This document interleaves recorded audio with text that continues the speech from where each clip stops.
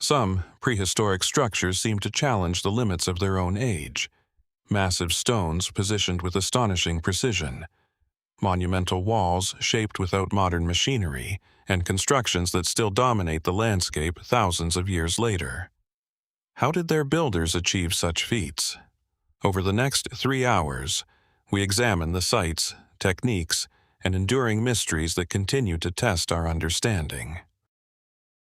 On the island of Menorca, where pale limestone rises from a landscape shaped by wind, sunlight, and centuries of human presence, some of the most enigmatic monuments of the prehistoric Mediterranean stand quietly among the fields. They are known as taulas, massive T-shaped stone structures composed of a vertical pillar supporting a broad horizontal slab. At first glance, their form appears almost simple. Yet the closer one looks, the more questions begin to emerge. Menorca contains dozens of these monuments, generally associated with the island's Talaiotic culture, which developed during the later prehistoric period. The most recognizable examples are found within ceremonial enclosures, surrounded by carefully constructed stone walls. Among them, the Taula at the settlement of Torralba den Salort is particularly striking. Its enormous central stones dominate the enclosure, creating an architectural focal point that seems deliberately designed to command attention. But what exactly was a Taula? For archaeologists, the answer is not entirely straightforward. The monuments are usually interpreted as ritual or religious structures. Their enclosed settings suggest that ceremonies may have taken place around them, perhaps involving offerings, communal gatherings, or practices connected with belief and ritual. Excavations at several sites have revealed animal remains, pottery, hearths, and other archaeological evidence, providing clues about activities conducted within these spaces. Yet the physical design of the Taula remains difficult to interpret with certainty. The vertical stone, known as the pillar, can reach considerable proportions, while the horizontal slab is carefully positioned across its upper section. The result resembles an enormous stone letter T, but prehistoric architecture rarely exists merely for visual effect. The monument required considerable effort to quarry, transport, raise, and stabilize. What purpose justified such an investment? One possibility is that the shape carried symbolic meaning. Some researchers have proposed connections with fertility, sacred trees, deities, or other concepts associated with prehistoric belief systems. Others have suggested that the structure may have represented a human or supernatural figure in an abstract form. These interpretations are intriguing, but direct evidence is limited. Menorca's prehistoric inhabitants left no written explanation describing what the Taulas meant to them. That absence changes everything. We can measure the stones. We can study their construction. We can examine the objects discovered around them. But the thoughts of the people who created these monuments remain inaccessible. There is another detail that has attracted attention: the orientation and positioning of individual taulas within their surrounding enclosures. In some cases, researchers have investigated relationships between the monuments and celestial phenomena, particularly the movement of the sun and other astronomical cycles. Such possibilities are tempting, especially because prehistoric societies across the Mediterranean sometimes incorporated celestial observation into ritual architecture. But evidence for sophisticated astronomical alignment at the Taulas remains debated. Not every apparent alignment necessarily reflects deliberate design. When dealing with monuments that have survived for thousands of years, chance, later alterations, erosion, and incomplete archaeological evidence can all complicate the picture. And then there is the question of what happened inside these sacred spaces. Evidence from excavations indicates that animals were sometimes present, and traces of burning and ritual activity have been documented. Could these places have been centers for ceremonies involving sacrifice or communal feasting? Might particular animals have carried symbolic significance? Or were the enclosures used for ceremonies whose meaning has been almost completely erased by time? The mystery becomes even more compelling when the Taulas are considered alongside Menorca's wider prehistoric landscape. The island is filled with distinctive monuments, tower-like structures, burial chambers, settlements, and enormous stone constructions, suggesting a society capable of organizing substantial labor around communal and possibly sacred projects.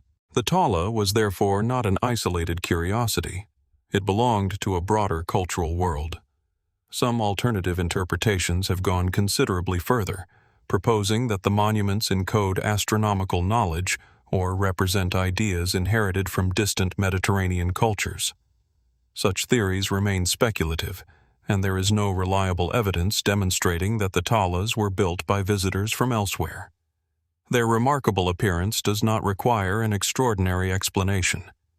Human societies have repeatedly developed sophisticated architectural traditions from local materials and local ideas. Still, the unanswered questions remain.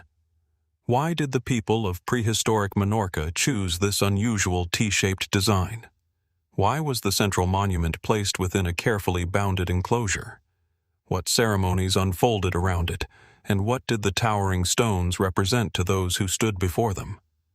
Today, the Taula remains silent. Its builders are gone, its language forgotten, and its rituals preserved only through fragments of stone, ash, bone, and pottery. Perhaps future excavations will reveal another clue. Perhaps an overlooked pattern will change our understanding entirely. Or perhaps the meaning of the Taula was never intended to survive beyond the people who created it. For now, the stones remain where they have stood for generations, offering evidence, but withholding the final explanation. From the monumental stone forms of Menorca, our search for enigmatic prehistoric architecture now moves across an immense stretch of ocean to Rapa Nui, one of the most isolated inhabited islands on Earth. Here, amid volcanic slopes and windswept grasslands, the remains of Ahu Vinapu stand facing the Pacific.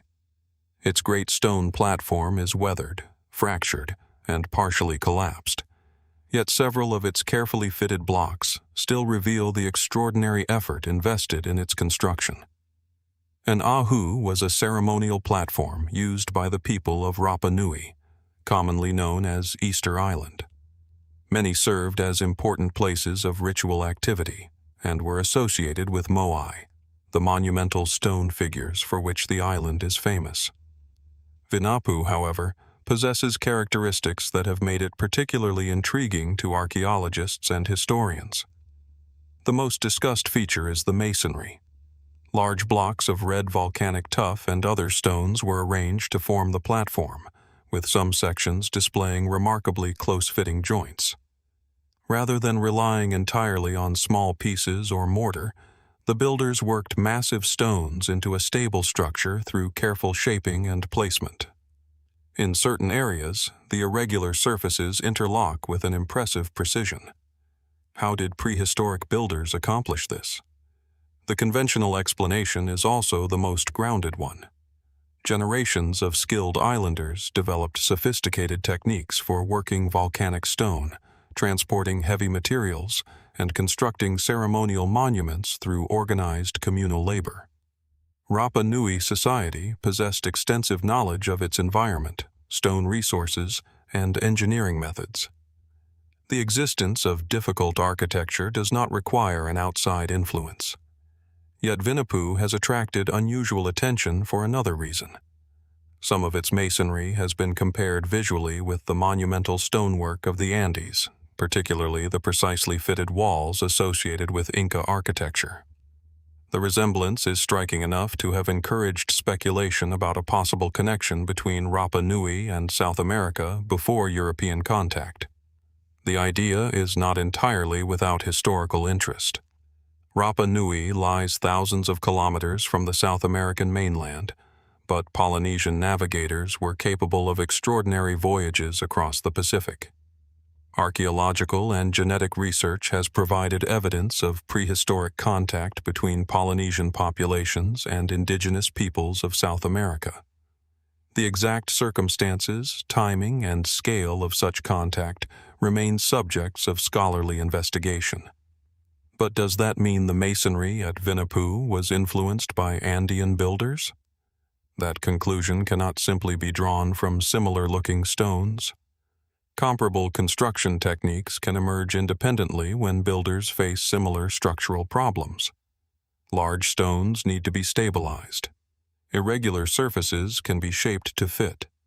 Walls built without mortar benefit from careful weight distribution and interlocking joints. The visual similarity between two structures, by itself, cannot establish a direct cultural connection. Still, the question persists because Vinapu is not merely a random arrangement of stones.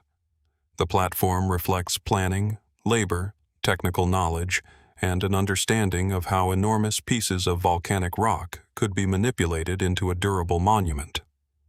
And there is another layer to the site. Rapa Nui's ceremonial architecture changed over time. The island's monumental tradition developed through generations, and the construction of Ahu formed part of a complex social and religious system. These platforms were connected with ancestors, status, ritual practice, and community identity. The famous moai were not simply isolated statues. They belonged to a wider ceremonial landscape in which architecture, memory, and social authority were closely intertwined. Vinapu, therefore, raises a broader question about prehistoric engineering. When a society develops an unusual architectural technique, should we immediately search for an external source of inspiration?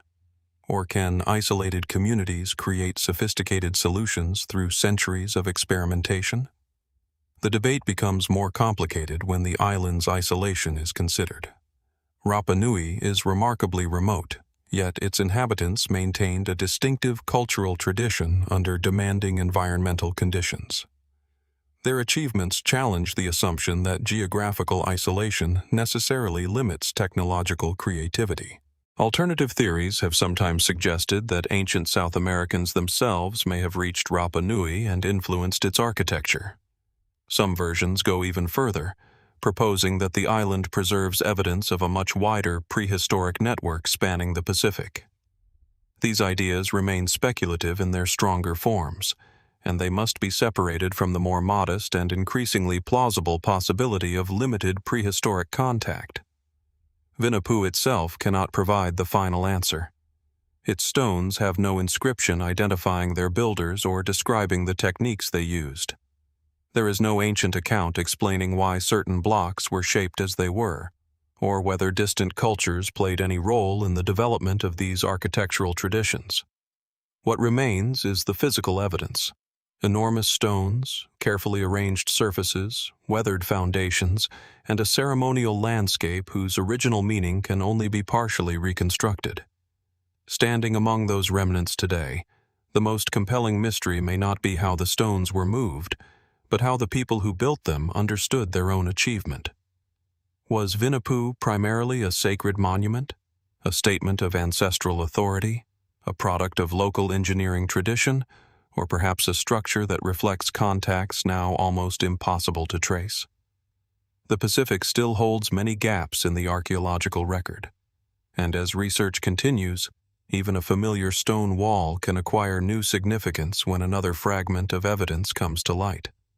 For now, Ahu Vinapu remains an enduring reminder that distance does not always prevent connection, and that resemblance, while intriguing, can sometimes leave us with more questions than answers. From the monumental platform of Ahu Vinapu, our search for enigmatic prehistoric architecture now returns to the Mediterranean, to the rugged island of Sardinia. Here, on a limestone plateau near Olmedo in the northwestern part of the island, Monte Baranta rises above the surrounding countryside. Wind moves across the exposed ground, while massive blocks of stone mark the remains of a settlement whose original purpose is still not completely understood. Monte Baranta belongs to Sardinia's prehistoric landscape, a region filled with structures built by communities long before written records described their lives. The site is generally associated with the late Neolithic and early Bronze Age, and its architecture reflects the remarkable ability of these societies to organize labor and manipulate enormous quantities of stone. What first catches the eye is the defensive-looking enclosure. Large limestone blocks form substantial walls around portions of the settlement, creating a powerful impression of protection and control. The construction includes a distinctive semicircular or curved defensive arrangement, while other sections reveal structures that may have served domestic or communal purposes. From certain positions, the stonework gives Monte Baranta the appearance of a fortified stronghold overlooking the landscape. But was that actually its purpose? That question has occupied archaeologists because prehistoric monuments do not always fit comfortably into modern categories. A thick wall can suggest defense, but it might also define a ceremonial boundary, separate different social spaces, or serve several functions at different moments in the site's history. Monte Baranta appears to have been more than a simple collection of stones. Its builders selected and arranged local limestone with considerable care. Some blocks are massive, and the walls demonstrate a level of planning that would have required cooperation among numerous people. The effort involved raises an important question. What kind of community was capable of constructing such a place? The answer may lie in the broader prehistoric development of Sardinia. During the Neolithic and early Bronze Age, communities across the island created tombs, settlements, ceremonial spaces, and monumental structures. Over time, these traditions became increasingly elaborate. Monte Baranta belongs to this wider architectural world, rather than appearing as an isolated anomaly. Yet the site contains details that resist an easy interpretation. The unusual layout of the enclosure, the relationship between the walls and the surrounding terrain, and the apparent separation of different architectural areas have encouraged various attempts to reconstruct how the settlement functioned. Was it a permanent habitation, a protected community center, a place used during periods of conflict? Or did its walls have a social or symbolic importance beyond physical protection? Archaeologists have found evidence indicating human activity at the site, but the surviving remains do not provide a complete picture of daily life. Organic materials rarely survive well over thousands of years, and much of the original architecture has been reduced to foundations and scattered stones. This leaves an important gap between what we can observe and what we can confidently explain. One interpretation emphasizes defense. Prehistoric communities did not necessarily live in complete isolation from conflict, and controlling access to elevated or naturally protected locations could have been valuable. A strong enclosure may have provided security for people, livestock, supplies, or other resources. But another possibility is that the architecture represented social authority. Constructing a monumental wall is not only a practical undertaking, it can also demonstrate organization, collective identity, and control over labor. The very act of assembling a community around a massive construction project may have strengthened social bonds while establishing the importance of the settlement. And then there are the more speculative interpretations. Some observers have compared Monte Baranta with other prehistoric fortified sites around the Mediterranean, wondering whether similar architectural forms reveal long-distance cultural connections. Others have imagined more complex ceremonial purposes hidden behind its defensive appearance. These ideas are difficult to establish, however, because similarities in architecture do not automatically prove contact between distant communities. The simplest explanation may be that Sardinian communities independently developed practical solutions suited to their own landscape. Still, the site invites comparison. Why build walls of such substantial scale if the settlement served only a temporary function? Why choose this particular location? Did the surrounding landscape influence the layout, perhaps providing natural advantages for observation or protection? And what happened to the people who maintained the settlement? The silence is part of the mystery. There are no written records from its builders explaining the rules of the community, the purpose of its walls, or the beliefs that may have shaped the settlement. Archaeology can reconstruct patterns from fragments, but fragments rarely reveal an entire worldview. Monte Baranta therefore stands somewhere between architecture and enigma. Its stones provide tangible evidence of planning, labor, and social organization, while the intentions behind that achievement remain partly concealed. Perhaps future excavations will clarify the site's chronology and function. Perhaps new comparisons with other Sardinian settlements will reveal a broader pattern. Or perhaps some aspects of Monte Baranta's purpose were so deeply connected to beliefs that left no durable trace that the answer will always remain incomplete. For now, its weathered walls continue to overlook the Sardinian landscape, preserving a question that the stones themselves cannot answer. Were these massive boundaries built primarily to keep people out, to bring a community together, or to mark a place whose significance has been almost entirely forgotten? Leaving the rugged stone walls of Sardinia behind, our investigation now moves south, toward the broad landscapes of Senegal and the Gambia. Here, scattered across the savanna, are thousands of weathered stone pillars arranged in circles, rows, and carefully organized groups. They rise from the earth in quiet clusters, some standing barely above the ground, others reaching well over a meter in height. Together, they form one of West Africa's most remarkable prehistoric landscapes. These are the stone circles of Senegambia. More than 1,000 monuments are distributed across the region, particularly around the Middle Gambia River Basin. 4 principal areas are especially important: Sinenyayen, Wanar, Wasu, and Kerbach. Their sheer number is remarkable. Rather than representing a single isolated monument, they form an extensive cultural landscape extending across modern national borders. But who created them, and why? Archaeological evidence places many of the monuments within a broad period stretching roughly from the 1st millennium BC into the 2nd millennium AD. Excavations have revealed burials associated with some circles, along with pottery, beads, metal objects, and other artifacts. These discoveries provide an important clue. Many of the circles appear to have functioned as funerary monuments. Yet even this relatively well-supported interpretation leaves much unanswered. The stones themselves are often carefully shaped and positioned. At Sinenyayen, for example, groups of laterite pillars form distinctive circular arrangements, sometimes accompanied by a central or paired stone. The material was not necessarily obtained directly beside every monument. Quarrying, shaping, transporting, and raising these stones would have required organization and shared labor. Why devote so much effort to marking particular burial places? One possibility is that the monuments expressed the importance of individuals or families.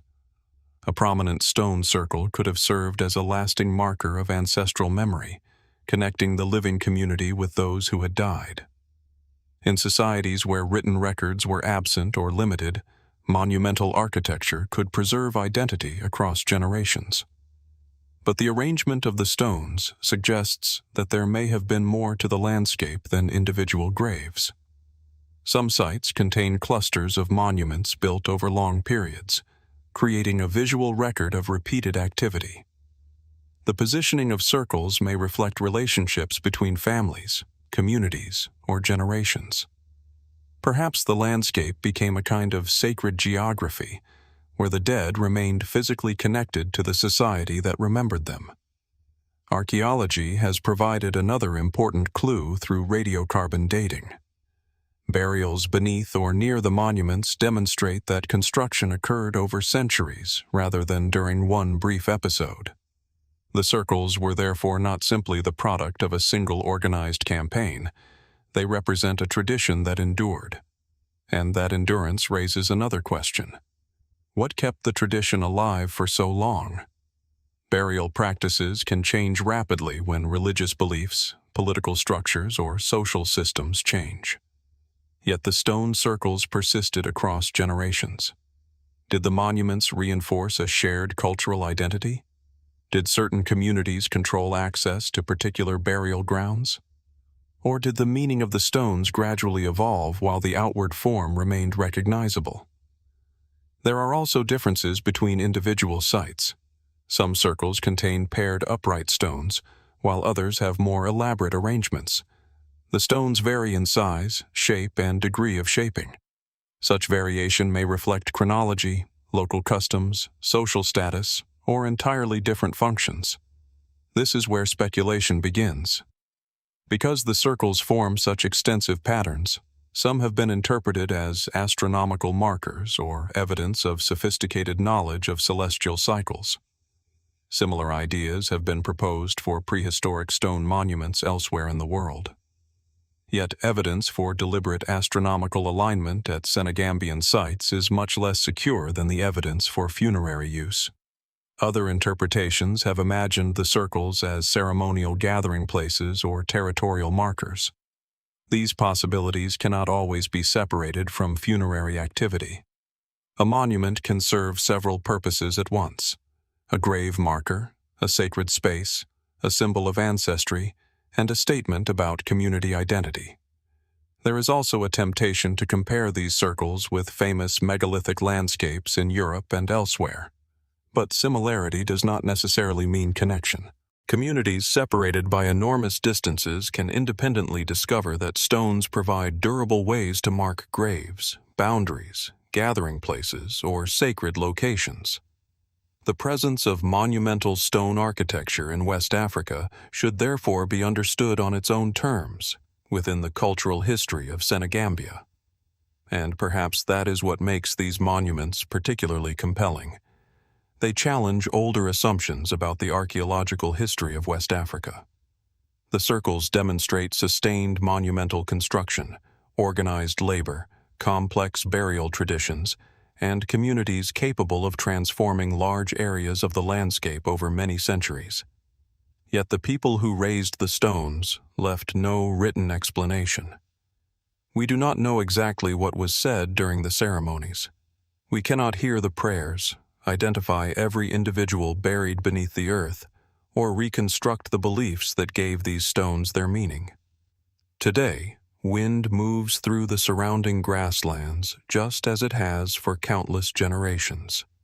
The pillars remain, weathered but unmistakably deliberate, arranged according to a logic that is only partly visible to us. Were they monuments to powerful ancestors, sacred places for entire communities, markers within a carefully ordered landscape, or expressions of beliefs whose deepest meaning has disappeared? The stones offer evidence, but not certainty. And somewhere among these quiet circles, the missing pieces of the story may still lie beneath the soil. From the stone circles of Senegambia, our search for monumental landscapes now moves eastward, to the stark salt plains of the Great Rann of Kutch in western India. On the island-like landscape of Kadir, where dry earth stretches toward distant horizons, the remains of Dholavira emerge from the ground in geometric lines of stone. What appears at first to be a ruined settlement soon reveals something far more deliberate. Reservoirs, fortified walls, gateways, streets, platforms, and enormous architectural spaces engineered with remarkable precision. Dholavira was one of the major urban settlements of the Indus civilization, flourishing for many centuries during the 3rd and 2nd millennia BC. Its occupation extended over a long period, with the settlement reaching a particularly sophisticated phase during the mature Harappan period. But it is the city's water architecture that immediately captures attention. In a region where rainfall is seasonal and unpredictable, water was not simply a convenience, it was essential for survival. Dholavira's inhabitants constructed an elaborate network of reservoirs, channels, drains, wells, and carefully engineered storage areas. Some reservoirs were cut into the natural terrain, while others were formed within the city's built environment. The scale of this system suggests careful planning. Rainwater and seasonal flows could be directed, collected, and stored rather than simply disappearing into the dry landscape. Large stone-lined reservoirs surrounded parts of the settlement, creating an urban environment in which water management appears to have been integrated directly into architecture. How did the inhabitants understand their environment so precisely? The practical explanation is compelling. Dholavira's builders faced difficult climatic conditions and developed solutions suited to the local landscape.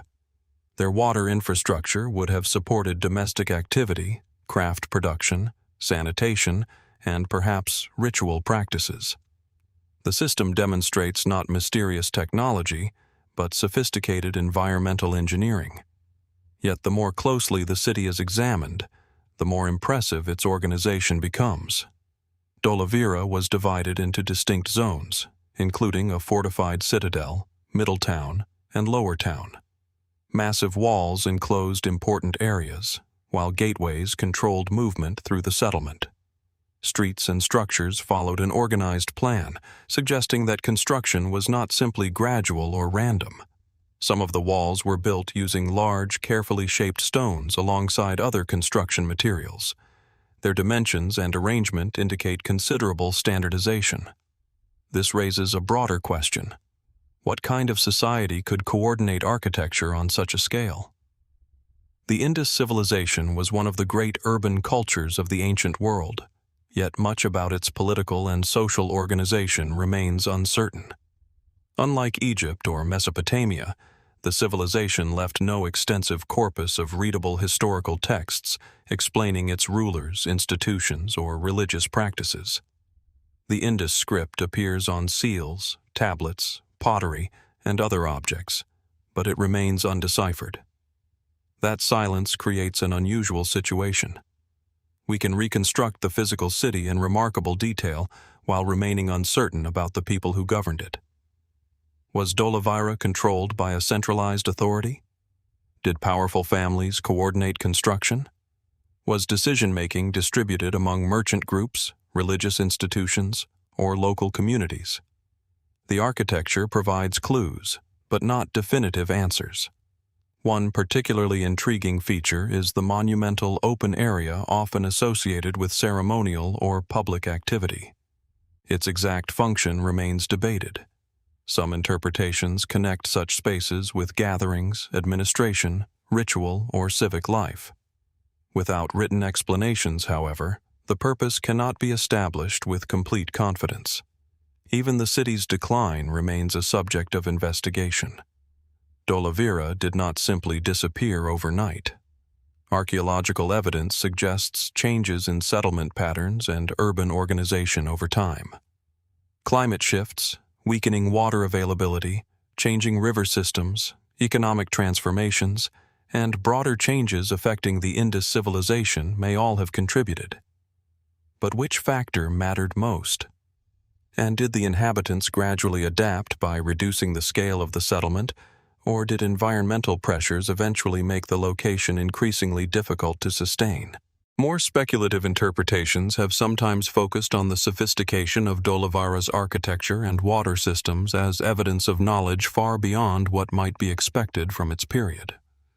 Yet, there is no need to invoke lost technologies to explain the city.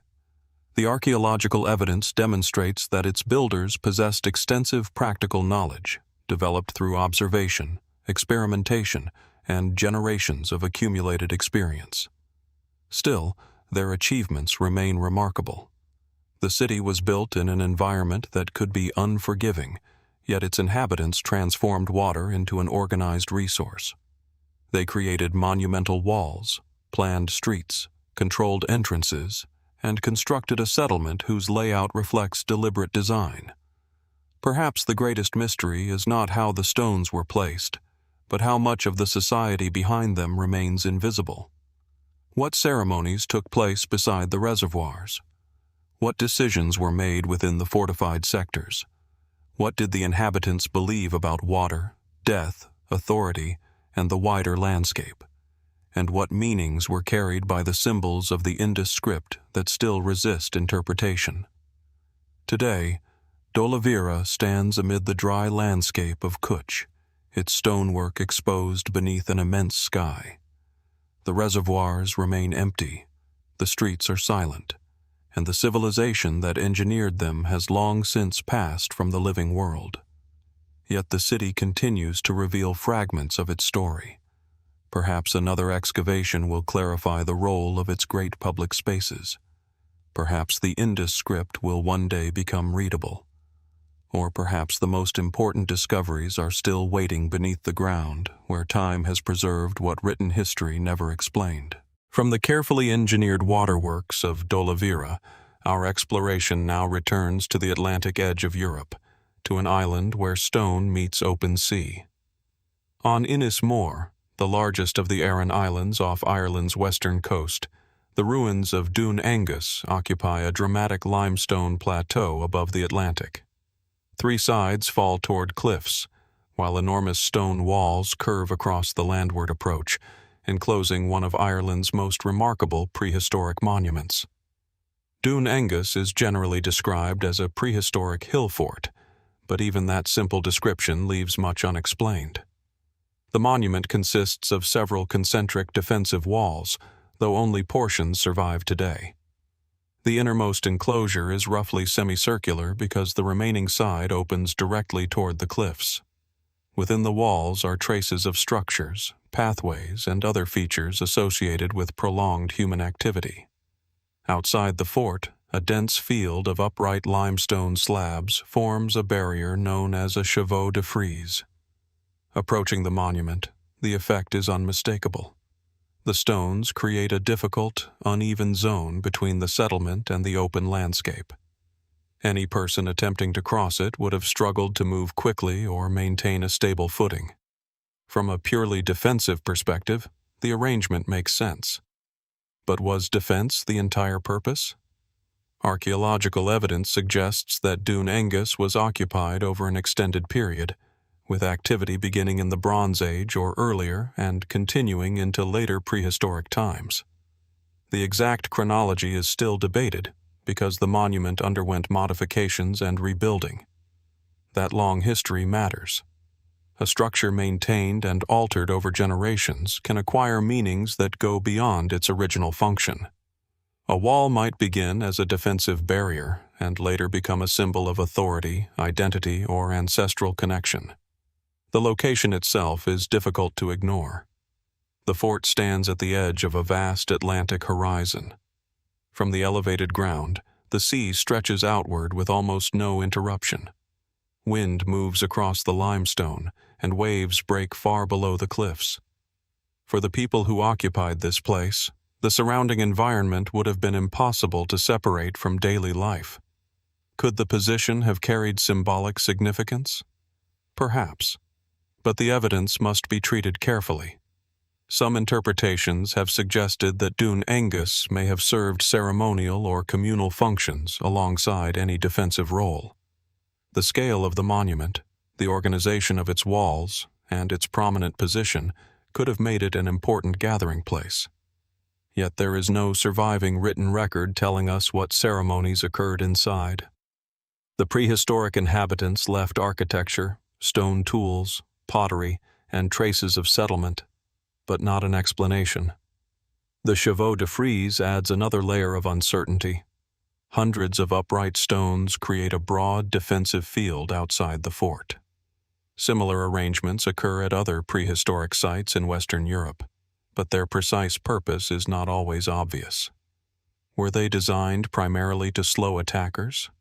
Could they also have marked a boundary between ordinary space and a protected community? Or did their visual effect carry symbolic meaning? Perhaps all three possibilities were relevant. The traditional image of a hill fort as a place built exclusively for warfare may also be too narrow. Prehistoric communities could use fortified settlements as places of refuge, permanent habitation, storage, social gathering, and political authority. A stronghold could communicate power even when no battle was taking place. There is also the question of why such substantial construction was considered necessary on an island. The Aran Islands were never isolated from human activity. Their inhabitants developed ways of farming difficult limestone terrain, constructing field systems, and adapting to a demanding maritime environment. Building a monumental fort required cooperation, planning, and a reason strong enough to justify the effort. What threat, or what social purpose, could have motivated it? Some fringe interpretations have treated Dún Aengus as an observatory, a sacred astronomical complex, or evidence of a sophisticated prehistoric knowledge system. The dramatic horizon naturally encourages such speculation, but no decisive evidence demonstrates that the fort was designed primarily for astronomical observation. The more cautious interpretation remains a fortified settlement with multiple functions, constructed and modified by communities whose social organization was capable of impressive collective labor. Even so, the absence of certainty is striking. We do not know the name used by its original inhabitants. We do not know who commanded the settlement, how authority was organized, or what beliefs surrounded the place. Even the name Dún Aengus is relatively recent compared with the monument itself, drawn from later Irish tradition rather than a surviving prehistoric inscription. And so, the stones leave us with an unusual contradiction. The architecture is monumental enough to suggest importance, yet the identity of those who gave it meaning has largely disappeared. Today, visitors stand behind walls that have endured for thousands of years, looking toward the same Atlantic horizon that once dominated the view of the people who built them. The wind passes through the limestone slabs, and the fort remains suspended between land and sea.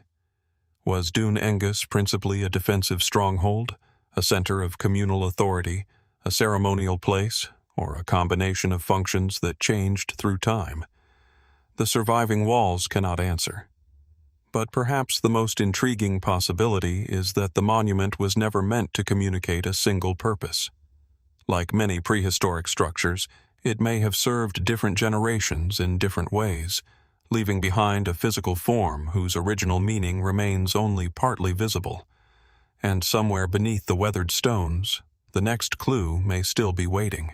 From the wind-carved heights of Dún Aengus, our investigation now moves across the Atlantic world to the arid valleys of coastal Peru, where another monumental landscape has been emerging from the earth. Near the Casma Valley, surrounded by an environment of dry hills and sparse vegetation, the remains of Sechin Bajo reveal a story far older than many once imagined. At first glance, the site appears almost subdued.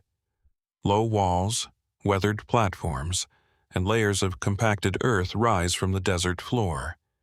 Yet, beneath those modest surfaces lies one of the earliest known monumental ceremonial complexes in the Americas. Sechin Bajo was constructed and rebuilt over many centuries, with evidence indicating that parts of the complex date back to roughly 3,500 BC, making it significantly older than many of the better-known monumental traditions of ancient Peru. The site belongs to a period when communities were beginning to organize large-scale construction projects long before the emergence of the great Andean states. That fact alone changes the way we look at the ruins. How could communities living thousands of years ago mobilize enough labor to construct monumental architecture? The answer does not necessarily require a centralized empire.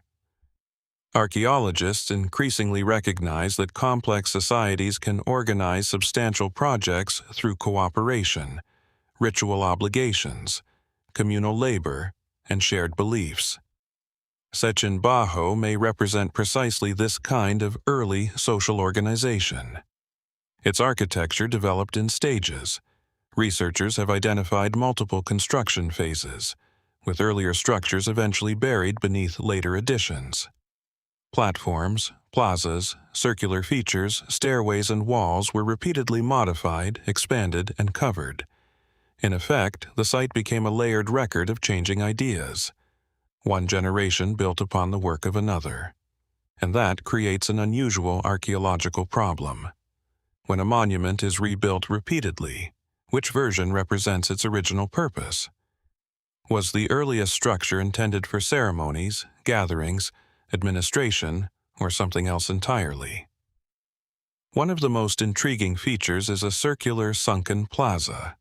Such spaces occur elsewhere in early Andean architecture and are often associated with communal or ceremonial activity. Their carefully constructed form suggests that gatherings were not accidental. People were being directed into particular spaces, perhaps according to social or ritual rules that are now impossible to reconstruct. But Sechin Bajo contains something even more revealing. Excavations have uncovered evidence of monumental construction at a remarkably early date. The site demonstrates that organized architecture was developing on the Peruvian coast centuries before the better-known Chavin and later Andean cultures. For decades, narratives of ancient South American civilization often focused on later monumental centers. Sechin Bajo complicates that picture. It suggests that the foundations of monumental society were already being established much earlier. What drove this transformation? One possibility is environmental pressure combined with agricultural development. The Casma region contains fertile valleys fed by seasonal or perennial water sources, surrounded by an otherwise extremely dry landscape. Communities capable of managing crops, water, and food production could accumulate enough resources to support people working on large public projects. But resources alone do not explain why monuments were built. Architecture can create social cohesion. A plaza can bring hundreds of people together. A ceremonial platform can reinforce shared beliefs. A monumental structure can turn a settlement into a place of identity and authority. Perhaps Sechin Bajo was not simply constructed because its builders could afford it. Perhaps the construction itself helped create the society that supported it. Some more speculative interpretations have focused on the site's extreme antiquity, suggesting that it represents a much earlier level of social complexity than conventional models once allowed. Others have searched for connections between Sechin Bajo and distant prehistoric cultures, imagining that similarities in monumental architecture could indicate broader networks. There is currently no convincing evidence for such extraordinary long-distance explanations. The more grounded interpretation is also fascinating. Complex architecture emerged independently in the Andes through local developments, experimentation, and changing social relationships. Yet, even this explanation leaves a fundamental question unresolved. What did the people of Sechin Bajo believe they were creating? No written records survive from this period. There are no contemporary descriptions of ceremonies, leaders, myths, or religious traditions. Archaeologists can identify walls, floors, plazas, construction phases, and material remains, but the thoughts behind those structures must be reconstructed indirectly. The buried architecture may therefore tell us more about social organization than ideology. And then there is the remarkable continuity of construction. Instead of abandoning the earliest monuments, later inhabitants repeatedly built over them. Was this practical? Was it symbolic? Did covering an old structure represent renewal, transformation, or respect for what came before? Across the ancient world, rebuilding often carried meaning. A new monument could preserve the memory of an older one while simultaneously changing its purpose.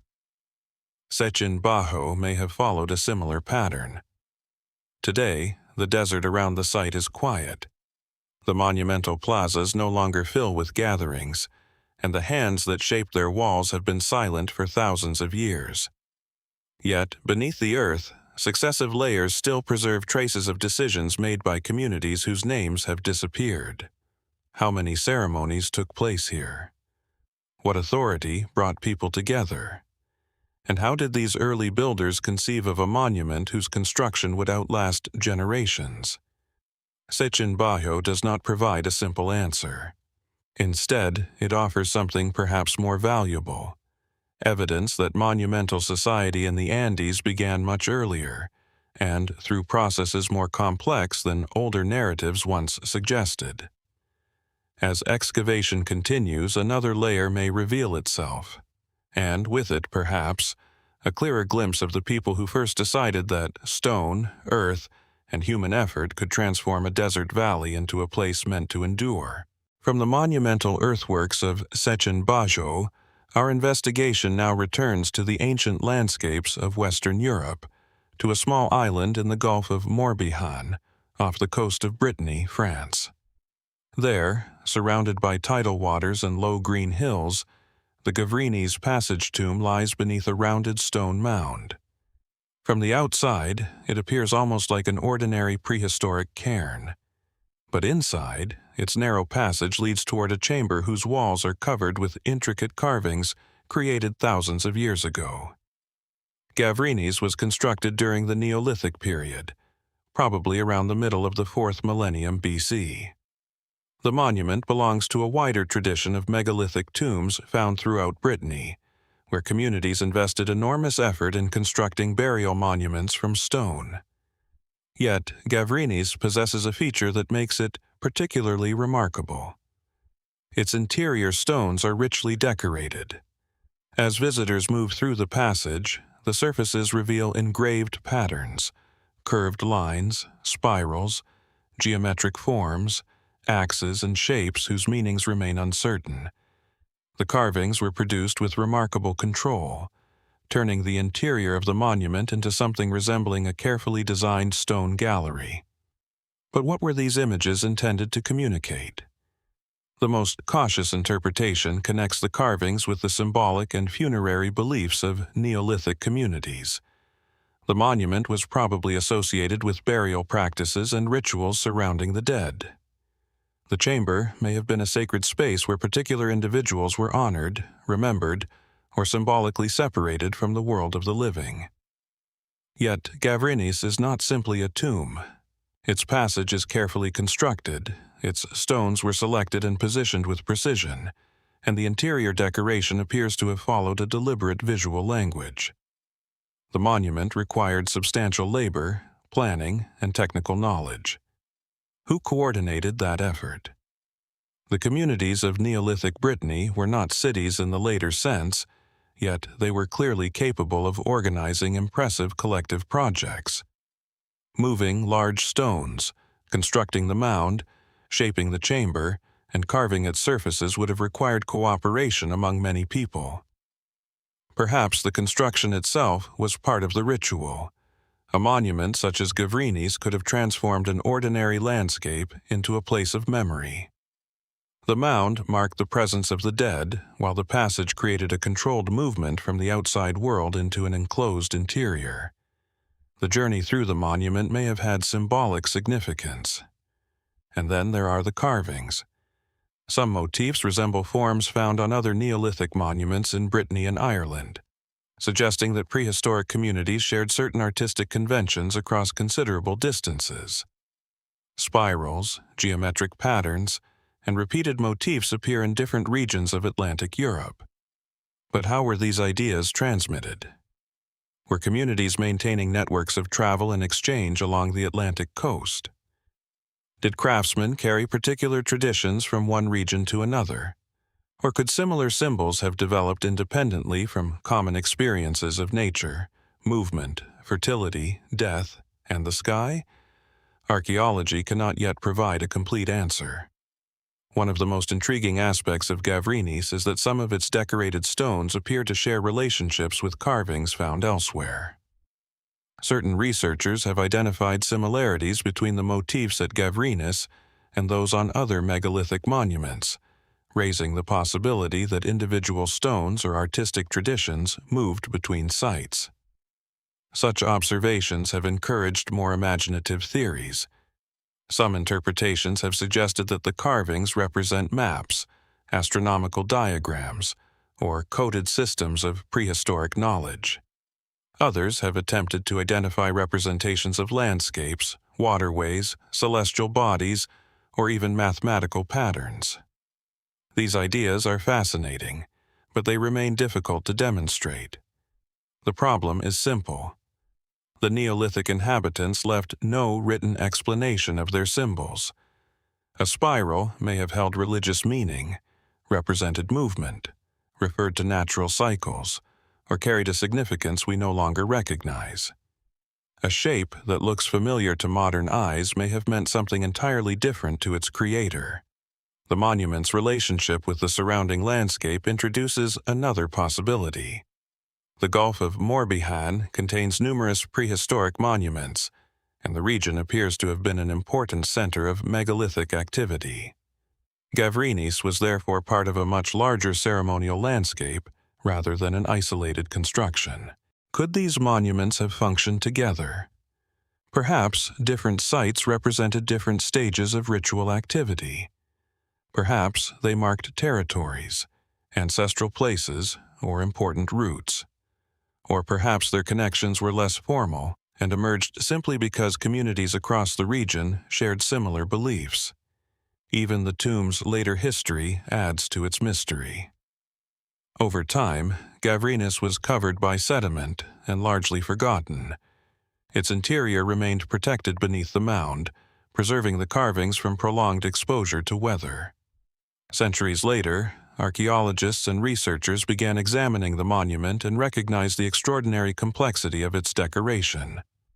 The survival of those images gives us an unusual glimpse into a world otherwise almost entirely silent. We can see the marks made by human hands. We can trace the curves and geometric forms across the stones. We can observe which motifs were repeated and how the decorated slabs were arranged, but we cannot hear the words spoken beside them. What did the builders see when they entered this dark passage? Did the carved stones represent ancestors, spirits, natural forces, or a symbolic system shared across generations? Were the patterns meant to be understood by everyone, or were some meanings reserved for particular members of the community? Gavrinis offers no final explanation. Its passage remains quiet, its carvings still intact, and its original language forever lost. Yet, the monument continues to suggest that Neolithic people possessed symbolic traditions far more sophisticated than the surviving evidence can fully reveal. Perhaps the next discovery will clarify the relationship between Gavrinis and other Atlantic monuments.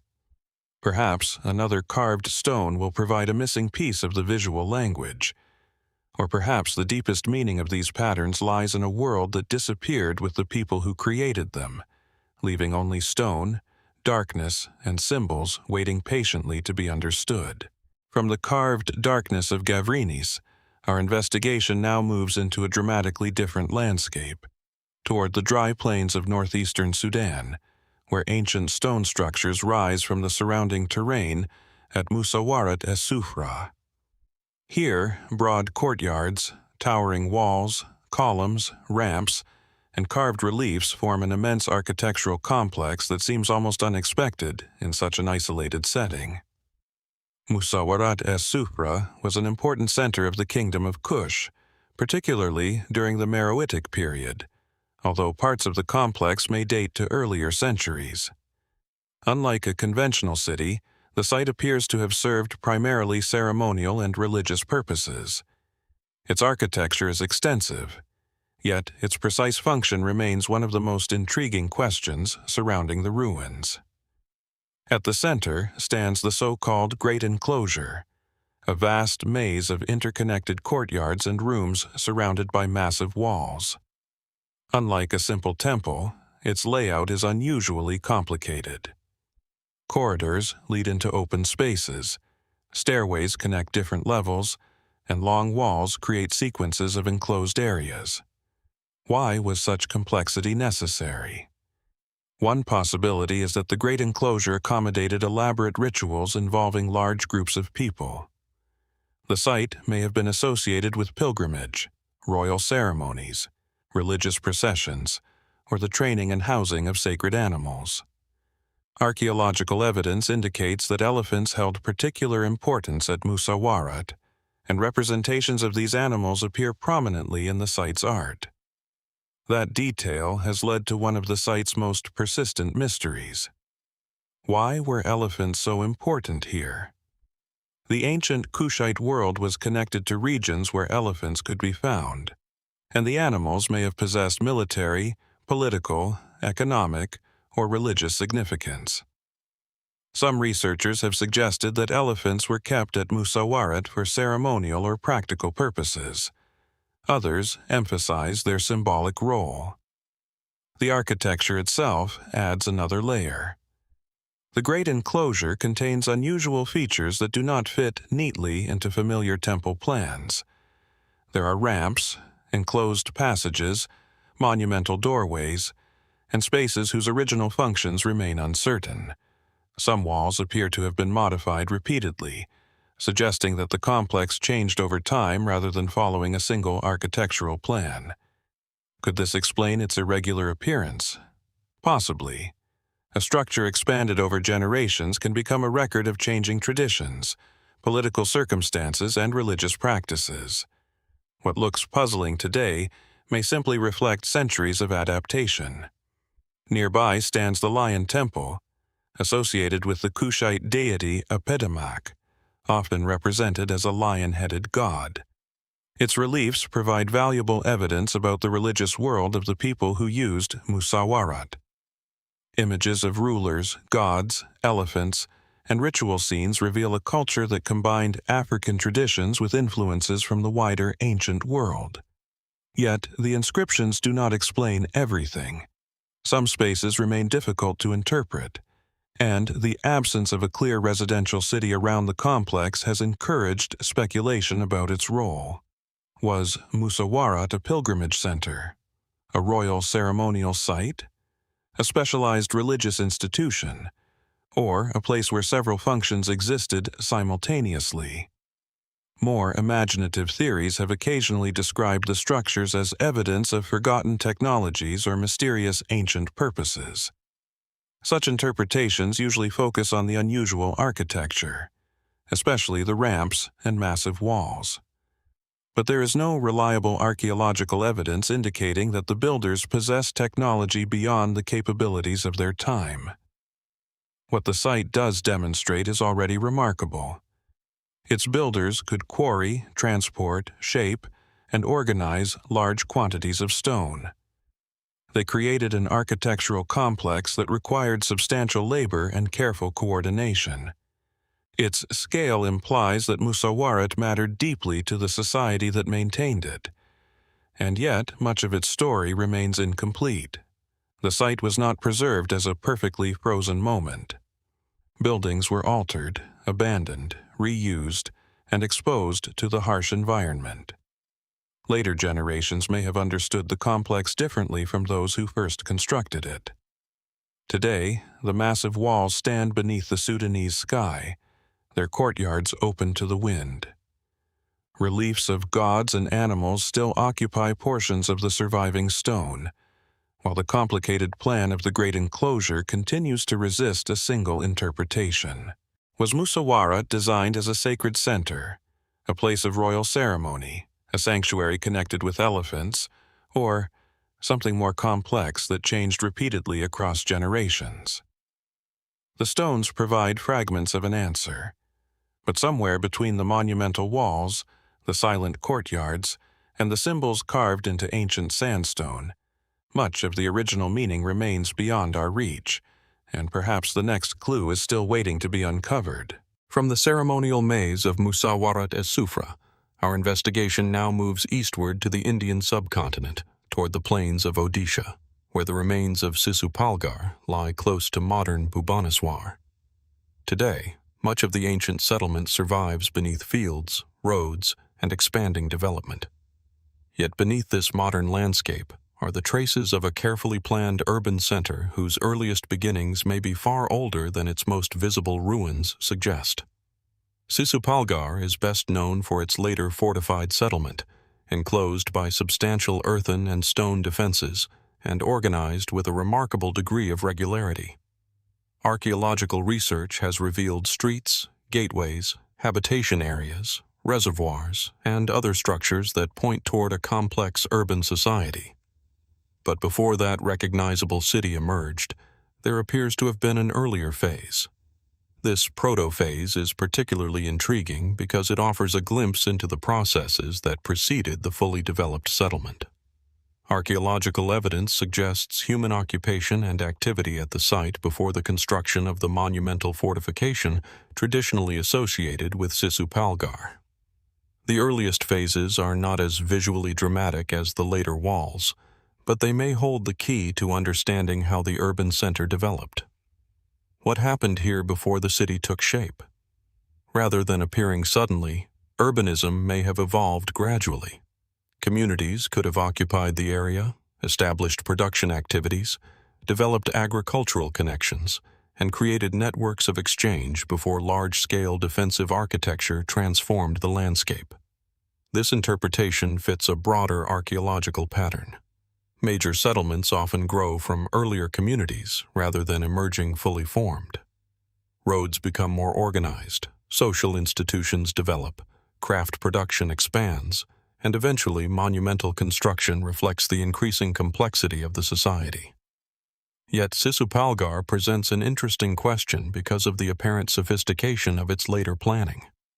The fortified settlement is associated with a roughly square enclosure, with carefully positioned gateways and an internal layout that suggests deliberate organization.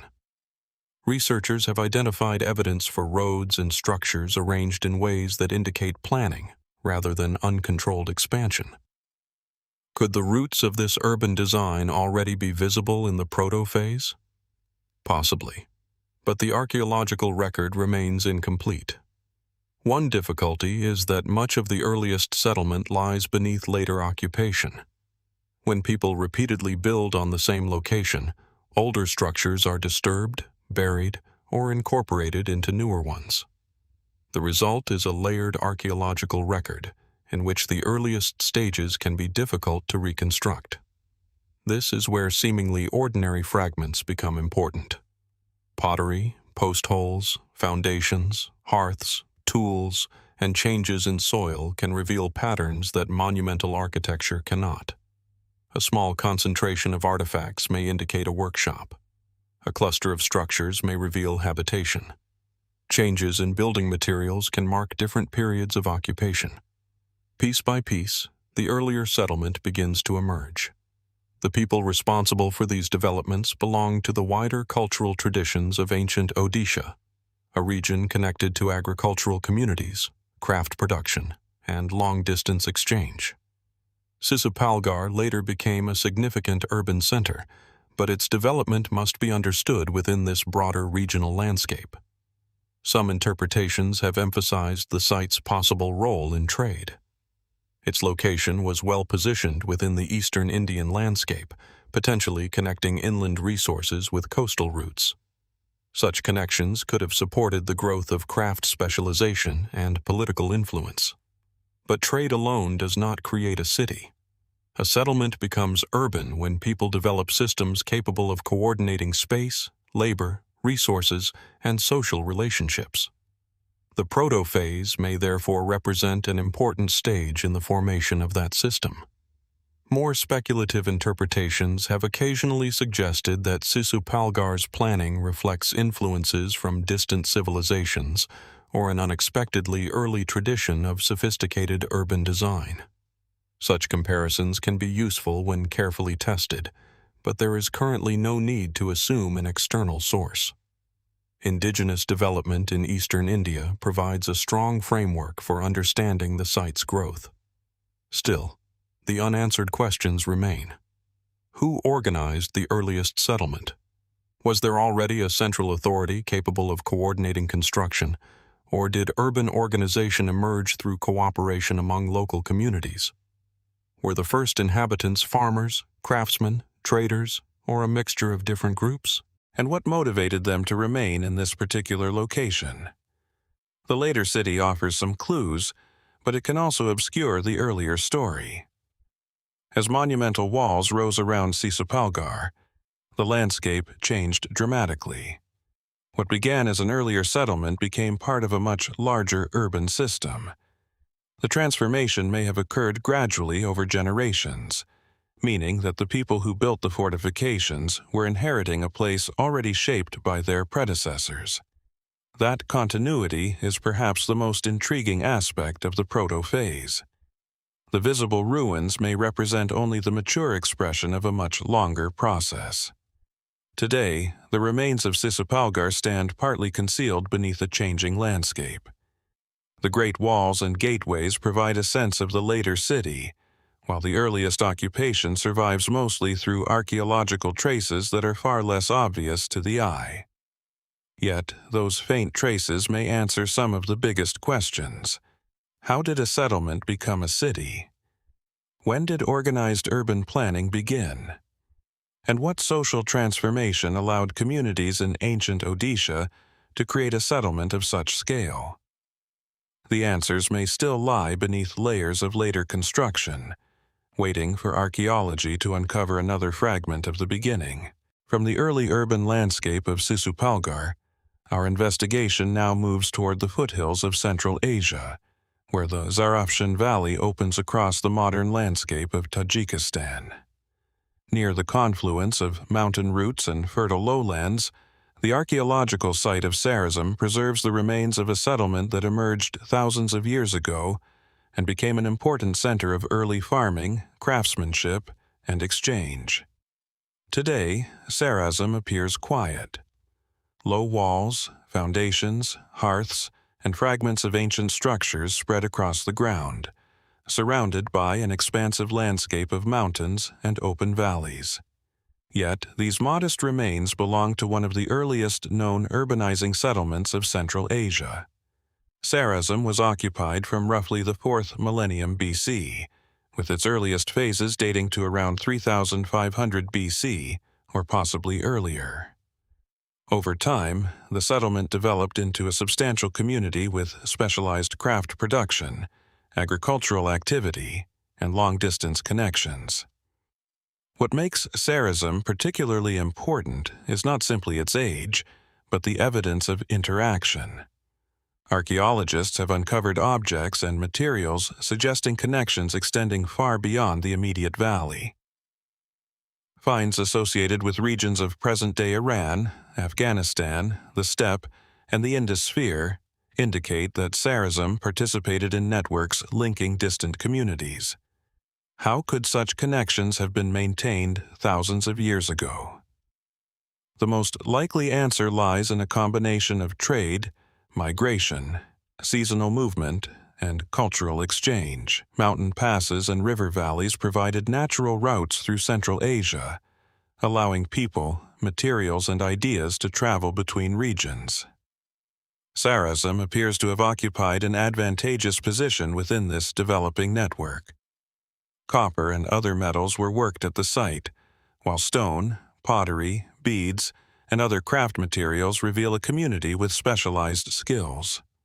Evidence of metallurgy is particularly significant because producing metal objects requires knowledge of ores, furnaces, heat control, and specialized techniques. This suggests that Sarazm was more than a simple agricultural village. Its inhabitants cultivated crops, raised animals, produced crafts, and participated in exchange networks. Different areas of the settlement appear to have served different purposes, while substantial buildings suggest that social organization had become increasingly complex. But what kind of society was developing here? There is no surviving written record to provide an answer. No king's name, administrative archive, or contemporary account explains how Sarazm was governed.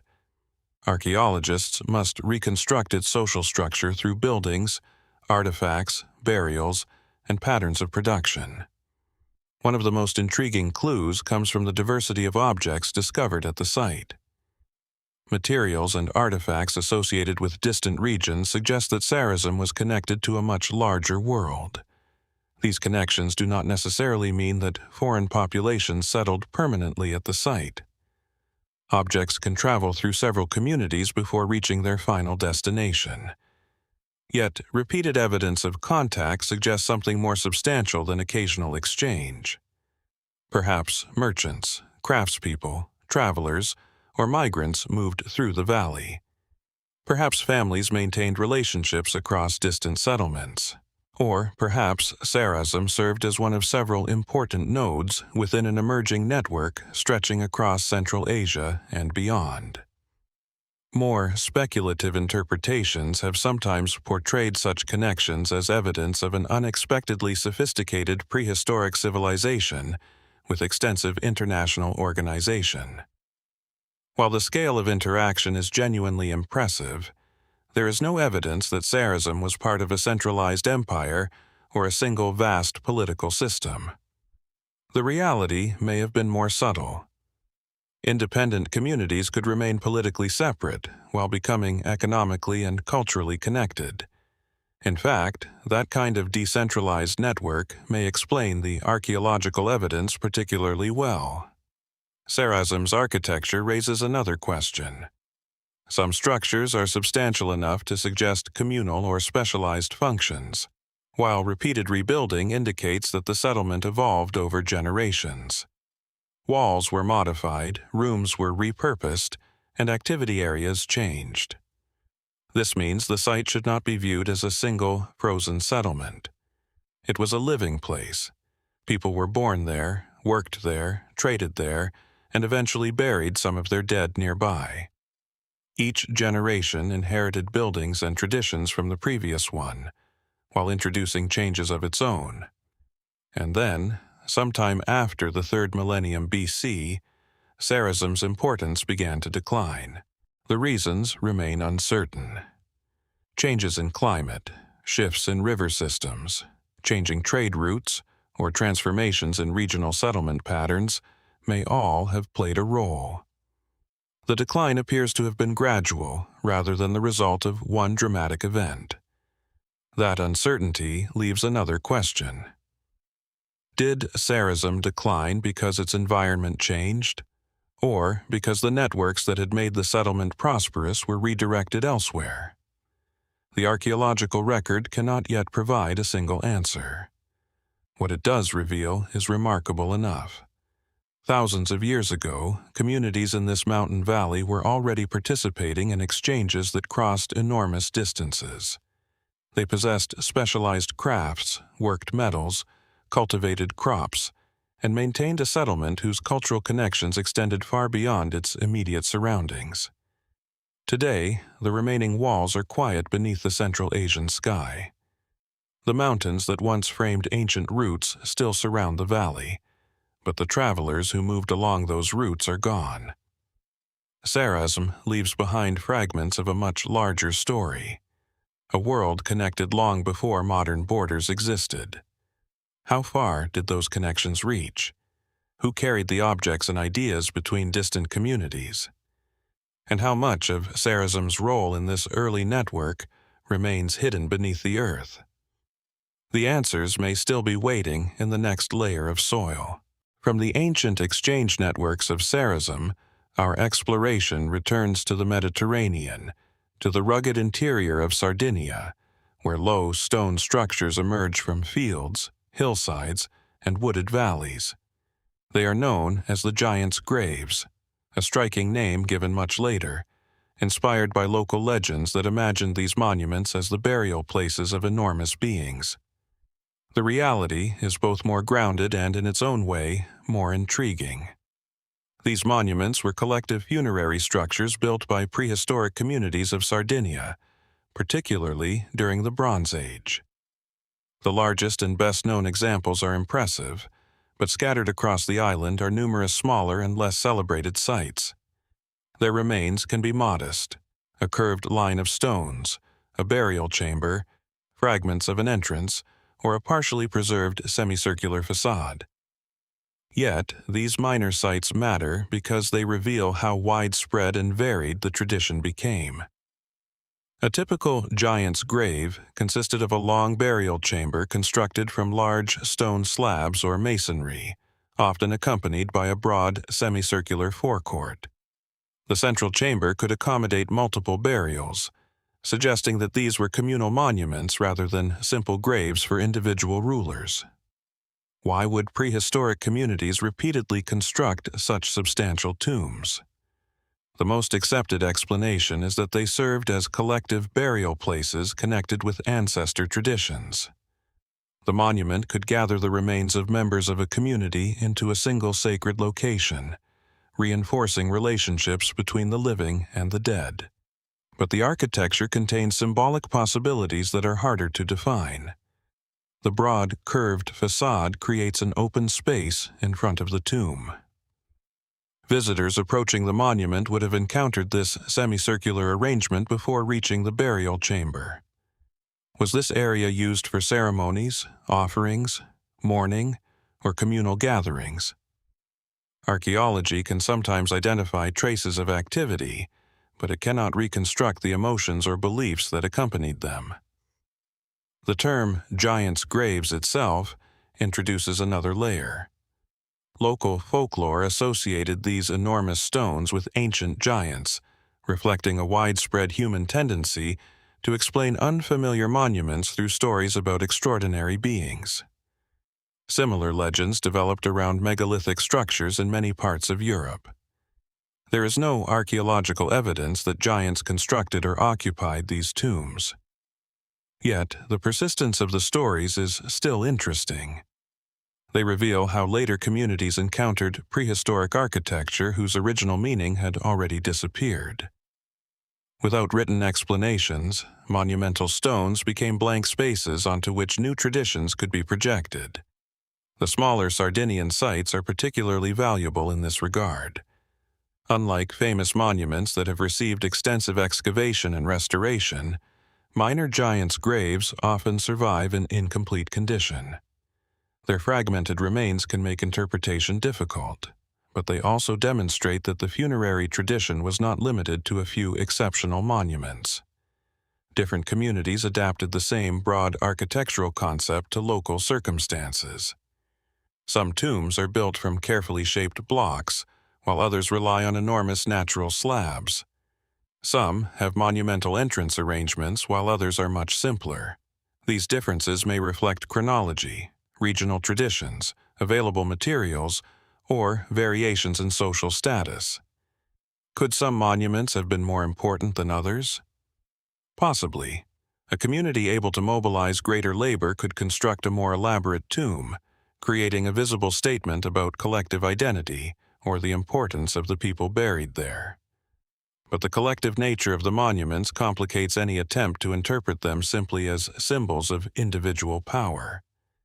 These were places for the dead, but they were also places for the living. Building a tomb required cooperation.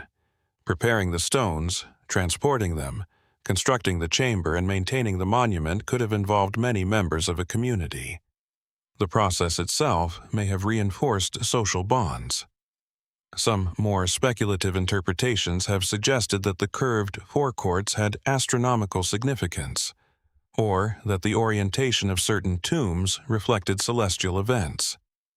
Such possibilities are difficult to establish consistently across the sites. Orientation can result from terrain, construction choices, or local tradition without necessarily representing deliberate astronomical planning. Other theories have emphasized connections between Sardinian funerary architecture and megalithic traditions elsewhere in the Mediterranean. Here again, resemblance alone is not enough. Prehistoric societies frequently developed monumental tombs independently, especially when confronted with similar social needs, honoring ancestors, defining sacred places, and creating durable markers within the landscape. Still, Sardinia's concentration of these monuments is remarkable.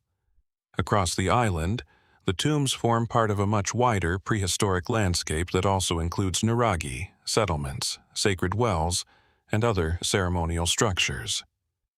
The giants' graves, therefore, cannot be understood in isolation. They belong to a cultural system whose beliefs and social structures evolved over centuries, and yet the people who built them left no written account of their purpose. We do not know the names of those buried inside. We cannot identify the rituals performed before the entrance or determine exactly what the curved facade symbolized. We can only study the physical traces left behind. That uncertainty gives the minor sites their particular importance. The famous monuments attract attention because of their scale. The smaller examples whisper a different story, one of repetition, local adaptation, and traditions carried across generations. Today, many of these lesser-known tombs stand quietly among Sardinia's fields and hills, partially hidden by vegetation and weathered by time. They are not graves of giants, but they preserve something almost as compelling: the evidence of communities that believed their dead deserved monuments capable of lasting far beyond a single lifetime. What did those communities see when they gathered before the curved stones?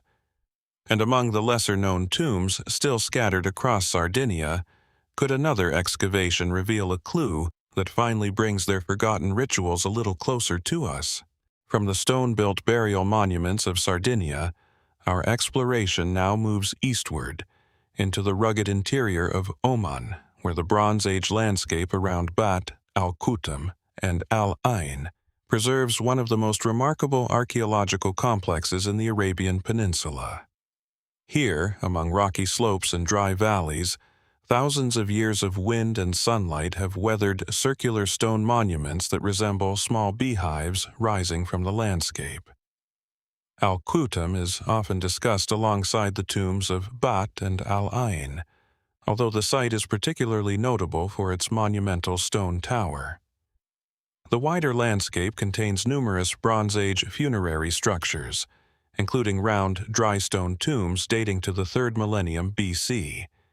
Their chambers are enclosed beneath carefully constructed stone roofs, creating the distinctive beehive appearance that has made these monuments so recognizable. The first impression is almost deceptively simple: a circular wall, a narrowing roof, a small interior chamber. But building even one of these monuments required planning, stoneworking, and considerable effort. Across the wider Bat landscape, hundreds of tombs were constructed, while Al-Ain preserves a particularly well-preserved group. Together, these monuments reveal a society that invested heavily in the treatment of the dead. What compelled these communities to build so many enduring tombs? The conventional explanation is funerary. These structures were burial monuments, and archaeological research indicates that some were used and reused over long periods. Their concentration suggests that burial was not simply an individual act, but part of a wider social tradition connecting families and communities to particular landscapes. Yet, the precise beliefs behind the architecture remain elusive. The tombs are usually small, but their external appearance is monumental. Why make a burial structure so visible? Was its purpose to protect the remains, mark ancestral territory, commemorate particular individuals, or create a place where the living could continue interacting with the memory of the dead? Perhaps several purposes existed at once. The wider archaeological landscape makes the question even more compelling. Bat and its neighboring sites contain settlements, irrigation works, quarries, workshops, towers, and cemeteries. These were not isolated tomb builders living apart from the wider world. They belonged to communities engaged in agriculture, craft production, and long-distance exchange. Evidence from the region connects ancient Oman with Mesopotamia and the Indus Valley through networks associated with the ancient land known in Mesopotamian sources as Magan. And this is where Al-Khutm becomes particularly interesting. Unlike the nearby burial monuments, Al-Khutm is dominated by a substantial Bronze Age tower. Excavations have revealed a complex internal arrangement, including rooms, thresholds, entrances, and nearby structures associated with different phases of occupation. The tower was originally constructed during the late 3rd millennium BC and later modified, with evidence of continued use into the 2nd millennium BC. But what was the tower? That remains uncertain. UNESCO notes that the monumental towers of Bat and Al-Khutm may have supported structures such as houses, temples, or something else entirely. Their exact function has not been conclusively established. Could the tower have been connected to ritual activity surrounding the nearby dead? Could it have served administrative, domestic, defensive, or communal purposes? The architecture alone does not provide a definitive answer. And then there is the modern description of these places as underground tombs. The phrase can be misleading. Many of the famous Khutm area funerary monuments are not deep subterranean chambers in the conventional sense. They are above ground or partially enclosed stone structures, carefully roofed and sometimes built on elevated terrain. Yet, from the perspective of someone standing before their narrow entrances, the interior can feel enclosed, hidden, and remarkably intimate. That atmosphere has encouraged more imaginative interpretations. Some have wondered whether the tombs concealed elaborate rituals, secret chambers, or symbolic knowledge now completely lost. Others have drawn comparisons with monumental burial traditions across the ancient Near East, suggesting that similarities might reflect long-distance cultural exchange. The broader evidence does confirm extensive connections across Arabia and neighboring regions. But similarities between tombs do not automatically establish a single cultural origin. Communities can develop comparable solutions independently, especially when responding to shared social needs surrounding death, ancestry, and remembrance. The mystery lies elsewhere. We know the people of this region possessed advanced stoneworking skills. We know they organized substantial settlements and developed systems for agriculture and water management. We know they participated in long-distance exchange networks. Yet, we still know surprisingly little about their language, beliefs, political organization, and conception of death. The stones remain, while the explanations have disappeared. Perhaps the tombs represented family identity. Perhaps they marked social rank. Perhaps they were places where ancestors remained active within the community's spiritual world. And perhaps their meaning changed as generations reused and modified them. Today, the beehive tombs stand scattered across the Omani landscape, while the massive structure at Khutm remains a separate architectural puzzle within the same ancient world. What did the builders believe would happen after death? Why did they choose this distinctive form for their burial monuments? And what purpose did the imposing Al Khutm Tower serve beside a landscape so deeply shaped by funerary traditions? The answers may not be buried in a single chamber. They may be distributed across the entire landscape, among the tombs, towers, settlements, quarries, and forgotten pathways of a Bronze Age society whose physical remains have survived far more completely than its voice.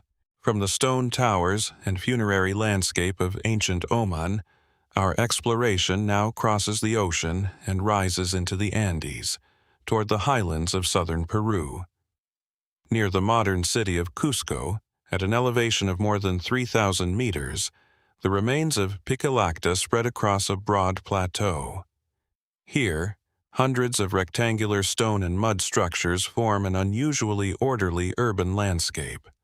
Rows of rooms, enclosed compounds, narrow passages, and massive walls arranged according to a plan that still raises questions about the society that created it. Pikillacta was one of the major settlements of the Wari civilization, which flourished in the central Andes between roughly AD 600 and 1000. Unlike the later Inca, the Wari built their own extensive network of settlements and administrative centers across a large portion of the Andes. Pikillacta is among the clearest examples. Its name is Quechua and is commonly translated as Flea City, although that name is much later than the settlement itself. The original inhabitants left no surviving written account explaining what they called the place or how they understood its architecture.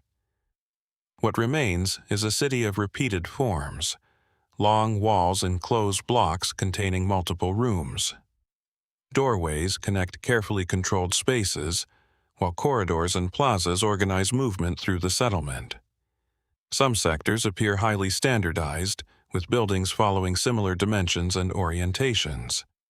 Why would a society construct so many spaces according to such a consistent plan? One explanation is administration. Pikillacta may have functioned as an administrative and political center within the Wari state.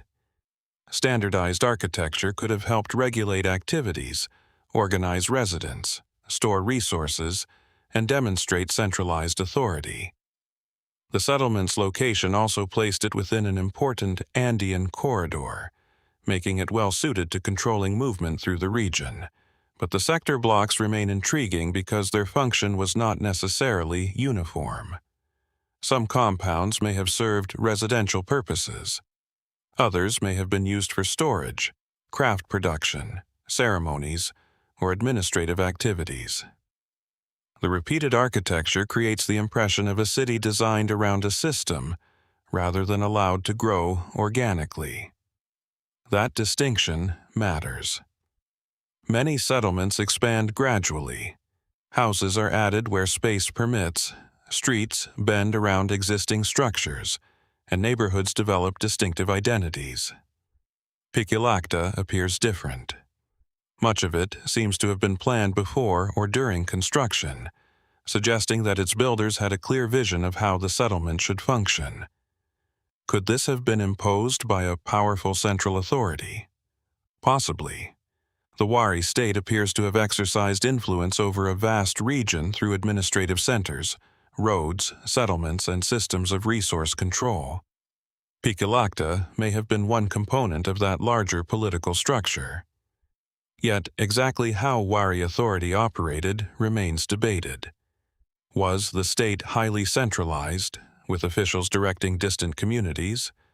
Or did local populations retain considerable independence while participating in a broader network of political and economic relationships? The architecture provides clues, but no simple answer. One especially interesting feature is the repetitive nature of the sector blocks. Standardization can be efficient, but it can also communicate authority. When every doorway, wall, and courtyard follows a recognizable pattern, the architecture itself becomes a statement. This place operates according to rules. Some researchers have therefore considered whether certain sectors were designed to house particular groups, officials, laborers, or communities relocated from elsewhere.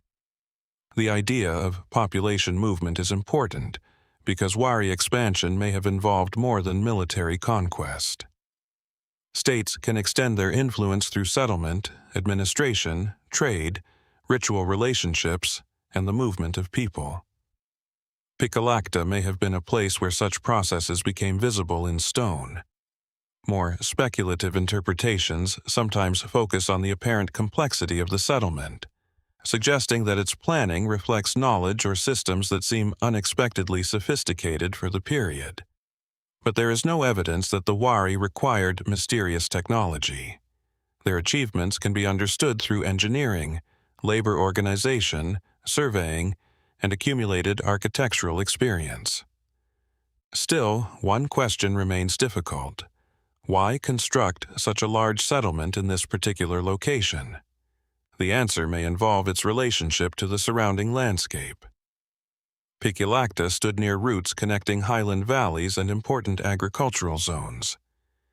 Its position could have allowed the Wari to supervise resources and movement while maintaining contact with surrounding communities. Yet the settlement eventually declined. By around AD 1000, Wari political power had weakened, and Pikillacta was abandoned or substantially reduced. The reasons remain uncertain. Political fragmentation, economic changes, shifting environmental conditions, and transformations within the Wari world may all have contributed. There is no single dramatic event that explains everything.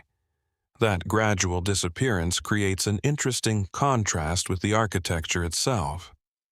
The buildings communicate order, permanence, and authority, yet the society that created them did not endure indefinitely. Today, the sector blocks remain arranged across the Andean plateau, their walls exposed to cold winds and intense mountain sunlight. From above, the repeated compounds resemble a geometric pattern laid across the landscape. But geometry does not reveal intention by itself. Were these blocks primarily administrative spaces, residential compounds, storage facilities, ceremonial areas, or carefully controlled environments for people brought together under Wari authority. Perhaps their functions changed over time, and perhaps the greatest mystery is not how the Wari built Pikillacta, but how they experienced it. What did an ordinary person see when entering one of these controlled compounds? What rules governed movement between its walls? Who had access to the most important spaces? The ruins remain silent. Yet every repeated doorway and carefully aligned wall preserves a fragment of a social system whose full structure has not survived. Somewhere within these orderly blocks, the ancient logic of Pikillacta is still waiting to be reconstructed. From the carefully ordered blocks of Pikillacta, our investigation returns once more to the western Mediterranean, to the island of Menorca. Here, on a broad limestone plateau overlooking the surrounding countryside, the ruins of Torre den Galmés form one of the largest and most impressive settlements associated with the island's Talaiotic culture. The site rises gently above the landscape. Its stone structures spread across the hill like the remains of a settlement frozen between habitation and monument. Massive circular towers, thick-walled houses, underground chambers, and carefully constructed enclosures reveal a community that occupied this place for centuries. At first, the name seems to offer a simple explanation. A taliote is a distinctive prehistoric stone tower found throughout Menorca and neighboring Majorca. But Torre den Galmés contains much more than a single tower. It is an extensive settlement composed of different architectural elements, each raising questions about how prehistoric island communities organize their lives. The earliest activity at the site may date back to the 2nd millennium BC, while occupation and development continued through later prehistoric periods and into the centuries surrounding the arrival of Roman influence. That long sequence is important. Torre den Galmés was not built according to one fixed plan. Different generations modified the settlement, added structures, altered existing spaces, and adapted the site to changing needs. The result is a kind of archaeological time capsule. One of the most visible features is the group of taliotes positioned across the summit. These massive circular or roughly circular structures dominate the settlement and would have been highly visible from the surrounding landscape. But what were they for? Their exact function remains debated. Some may have had defensive purposes. Others could have served as observation points, communal structures, or symbols of social authority. Their elevated positions would certainly have provided broad views, but visibility alone does not prove that surveillance was their primary purpose. Perhaps the towers carried several meanings at once. In prehistoric societies, architecture rarely fits neatly into modern categories. A structure could provide practical shelter while also representing political status or sacred importance. The same building might change function as generations passed. The residential areas at Torre den Galmés reveal another side of the settlement. Several houses contain large circular structures known as hypostyle halls, characterized by stone columns supporting heavy roofing arrangements. Their precise function is not entirely certain, although they may have been associated with storage or domestic activities. How much grain could these spaces have held? Were they communal stores, household facilities, or something more specialized? The presence of storage architecture points toward an organized economy. Maintaining a large settlement required reliable access to food, water, tools, and other resources. The people of Torre den Galmés had to manage the island's dry climate and limited agricultural land, making resource control particularly important. Water itself appears to have played a significant role. The settlement contains a large underground water collection system, carved into the limestone and designed to capture and store water. Such infrastructure demonstrates detailed knowledge of the local geology and an understanding of how rainfall could be preserved for later use. This raises a broader question. Was Torre den Galmés simply a large village, Or was it an important political center for the surrounding region? Its size suggests significance. The settlement may have housed a substantial population and potentially exercised influence over nearby communities. The monumental architecture could have reinforced that authority, making the hilltop settlement both a practical center and a visible statement of power. Some more speculative theories focus on the unusual organization of the settlement and its astronomical possibilities. Researchers and enthusiasts have examined the orientation of structures in relation to the sun and other celestial phenomena, wondering whether prehistoric inhabitants incorporated observations of the sky into architecture. Such possibilities are intriguing, but they remain difficult to prove. The broader Talaiotic culture clearly possessed sophisticated knowledge of construction, agriculture, metallurgy, and landscape management. Yet, the evidence does not establish that Torre den Galmés functioned primarily as an astronomical observatory. The mystery may lie closer to everyday life. Who lived within these thick stone houses? How were families organized? Did different buildings belong to distinct social groups? Were the towers controlled by particular leaders or communities? And how did the settlement respond when the wider political world of the Mediterranean began to change? By the later 1st millennium BC, Menorca was increasingly connected to wider Mediterranean networks. New objects, technologies, and cultural influences entered the island, and eventually Roman power transformed the region. Torre den Galmés did not remain untouched by these changes. Yet its prehistoric foundations continued to preserve evidence of a society that had developed its own distinctive architectural language long before the island became part of the Roman world. Today, the settlement remains remarkably evocative. Stone walls divide the hilltop, tower remains rise above the vegetation, and the underground water system disappears into the limestone beneath the surface. From the summit, the surrounding landscape opens in every direction. The people who built these structures are gone, but their decisions remain visible. Why did they place their towers here? What social system organized the houses, storage spaces, and waterworks? Were the great stones symbols of authority, practical structures, sacred places, or all of these at once? Torre den Galmés gives us architecture without explanation, and perhaps that is why the site remains so compelling. Every wall seems to reveal something about the people who built it, while simultaneously reminding us how much of their world has disappeared. What still lies beneath the unexcavated ground, and what might those hidden layers tell us about the society that once looked across Menorca from this remarkable hilltop? From the stone towers of Menorca, our exploration now moves high into the Andes to the windswept shores of Lake Umayo in southern Peru. Here, rising from a narrow peninsula surrounded by cold blue water and open mountain terrain, stand the remarkable burial towers of Sillustani.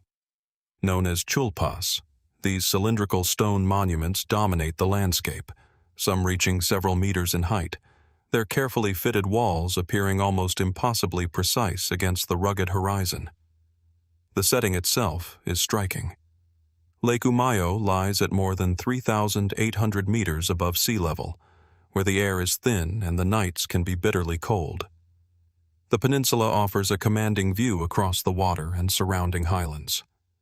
It was here that communities built a remarkable funerary landscape, transforming the shoreline into a place devoted to the dead. Most of the visible towers date from the later pre-Columbian period, particularly the era associated with the Colla people and later the Inca. Some may have earlier origins, and the area remained important for generations. But the most obvious question is also the most fundamental. Why build enormous towers for the dead? Archaeological evidence indicates that chulpas were funerary monuments. Human remains have been found inside, sometimes associated with offerings and other objects. The bodies were generally placed within the enclosed interior, and the monuments may have served as places of remembrance and ancestor veneration. Yet Sillustani's architecture is far more elaborate than a simple burial container. Many towers were carefully constructed from large stone blocks fitted tightly together, sometimes with surfaces shaped to create smooth, slightly outward curving walls. The famous Chulpa del Lagarto, named for a carved animal figure, demonstrates the decorative and symbolic attention given to some monuments. The engineering is remarkable. The walls often taper upward, while the upper sections are narrower than the bases. This form provides stability and creates the distinctive silhouette associated with Sillustani. In some examples, the masonry is fitted with extraordinary precision. How did the builders achieve such accuracy? The most reasonable explanation lies in skilled stoneworking, careful planning, and generations of accumulated knowledge. Andean societies possessed sophisticated methods for quarrying, shaping, transporting, and fitting stone. There is no need to invoke unknown technology to explain the craftsmanship. Yet the construction raises another question. Why invest so much labor in a tomb? For societies that placed strong importance on ancestors, a tomb could serve as much more than a container for human remains. It could become a visible statement of lineage, status, identity, and continuity. The dead might remain socially significant long after their physical death. The location of Sillustani may have reinforced this relationship. The towers overlook Lake Umayo and occupy an elevated peninsula, making them visible from considerable distances.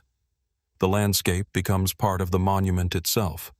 Water, mountains, sky, and stone are brought together into a single funerary setting. Was this deliberate? Almost certainly the choice of location mattered, although its exact symbolic meaning is harder to establish. Some researchers have explored possible relationships between Chulpa orientations and celestial events. The Andean world had extensive traditions of observing the sun and seasonal cycles, and later Inca society incorporated astronomy into ritual and architecture. But whether particular Sillustani towers were deliberately designed around astronomical alignments remains debated. More speculative interpretations sometimes suggest that the towers served as astronomical observatories or encoded sophisticated celestial knowledge. Such ideas remain unproven. The stronger archaeological evidence points toward funerary and ancestral functions, while acknowledging that ritual architecture can have several layers of meaning. There is another mystery within the tombs themselves. Some chulpas appear to have contained multiple individuals, while others may have been associated with particular families or social groups. This raises questions about how the community understood kinship and status.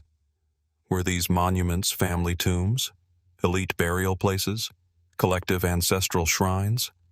Perhaps the answer varied from one tower to another. The remains also indicate that some tombs were disturbed over time. Looting, later activity, and environmental exposure have damaged many interiors, making it difficult to reconstruct the original burial arrangements. By the time the Inca expanded into the region, Sillustani was already part of an established cultural landscape. The Inca may have incorporated local traditions rather than simply replacing them, allowing earlier funerary customs to continue within a new political order. This is important because Sillustani was not created by a single civilization in a single moment. The towers represent generations of cultural change. Today, the chulpas stand in silence beside Lake Umayo. Their stones have survived intense sunlight, freezing temperatures, storms, and centuries of human activity. The people who built them have disappeared, but their relationship with the dead remains visible. What did they believe happened after death?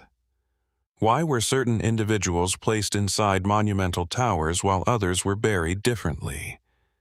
And what significance did the lake, mountains, and open sky hold for those who gathered here? The stones cannot answer directly. They preserve the form of the ritual, but not its words. Perhaps future excavations will reveal more about the people buried inside. Perhaps new analysis of the architecture will clarify its symbolic patterns.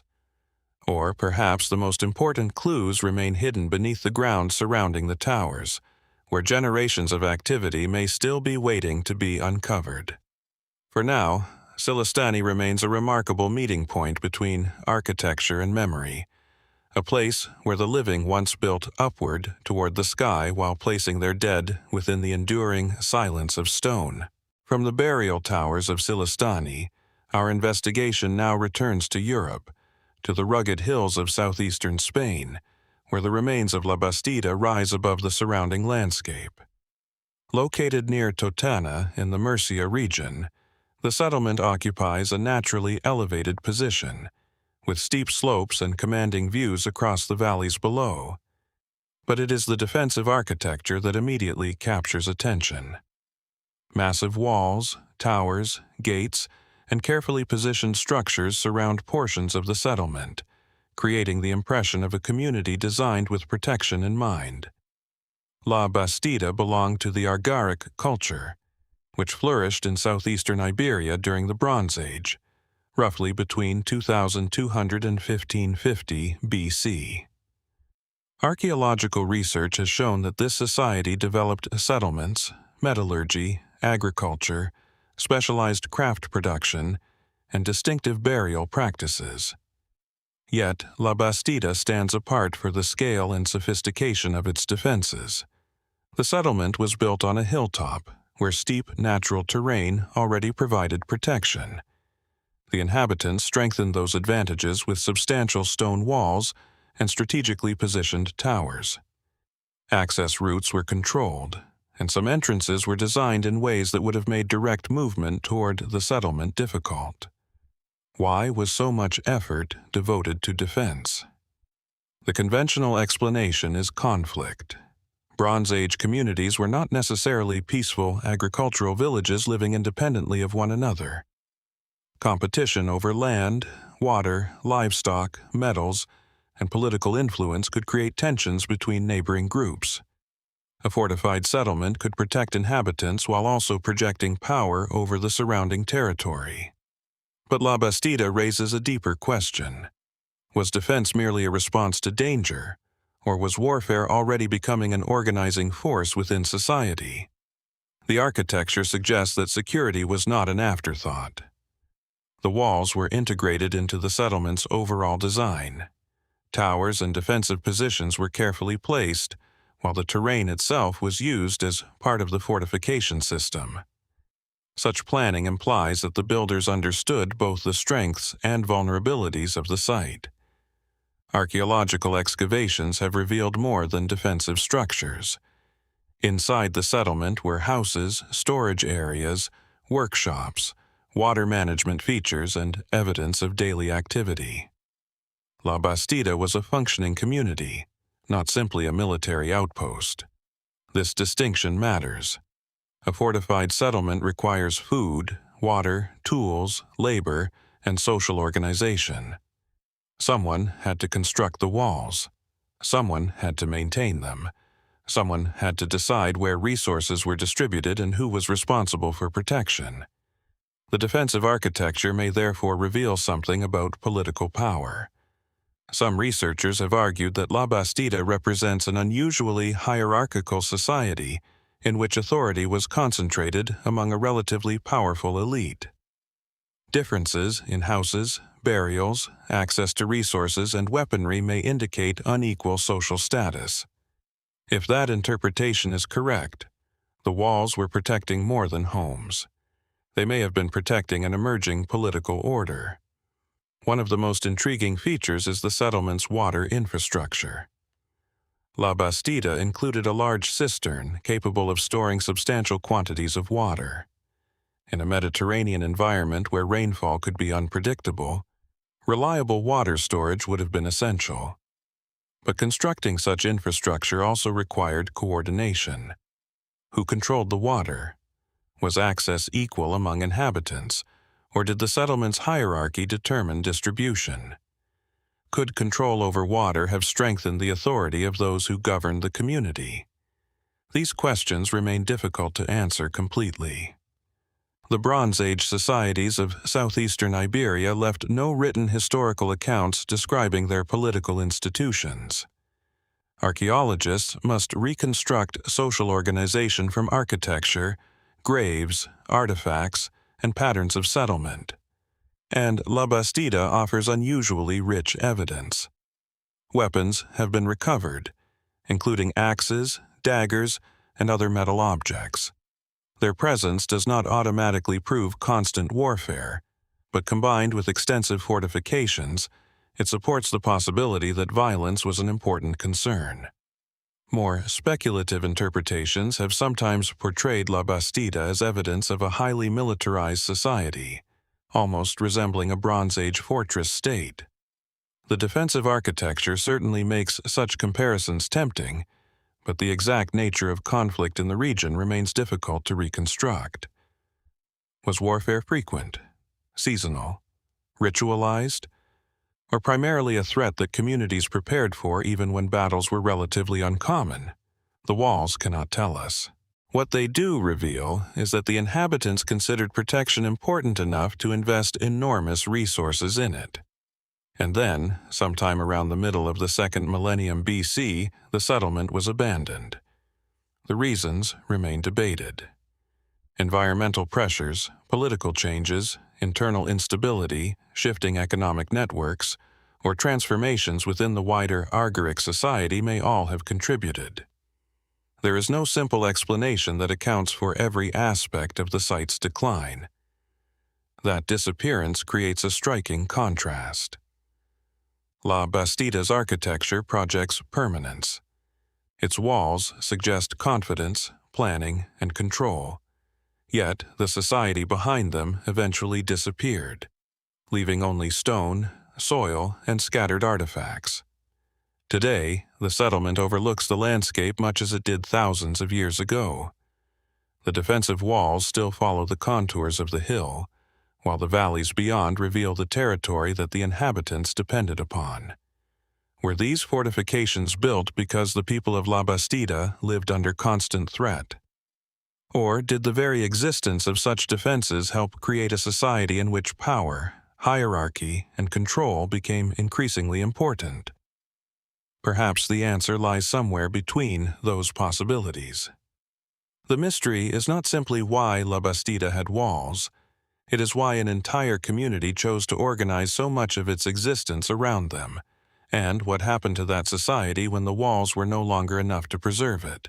From the fortified heights of La Bastida, our exploration now moves westward across the Iberian Peninsula, toward the limestone hills north of Lisbon, where another Bronze Age settlement preserves an extraordinary record of walls, towers, passages, and defensive ingenuity. Here, at Zambujal, the remains of a complex built more than 4,000 years ago rise quietly above the Portuguese landscape. At first glance, Zambujal appears almost modest. Low stone walls follow the contours of the hill, interrupted by narrow openings and thick defensive structures.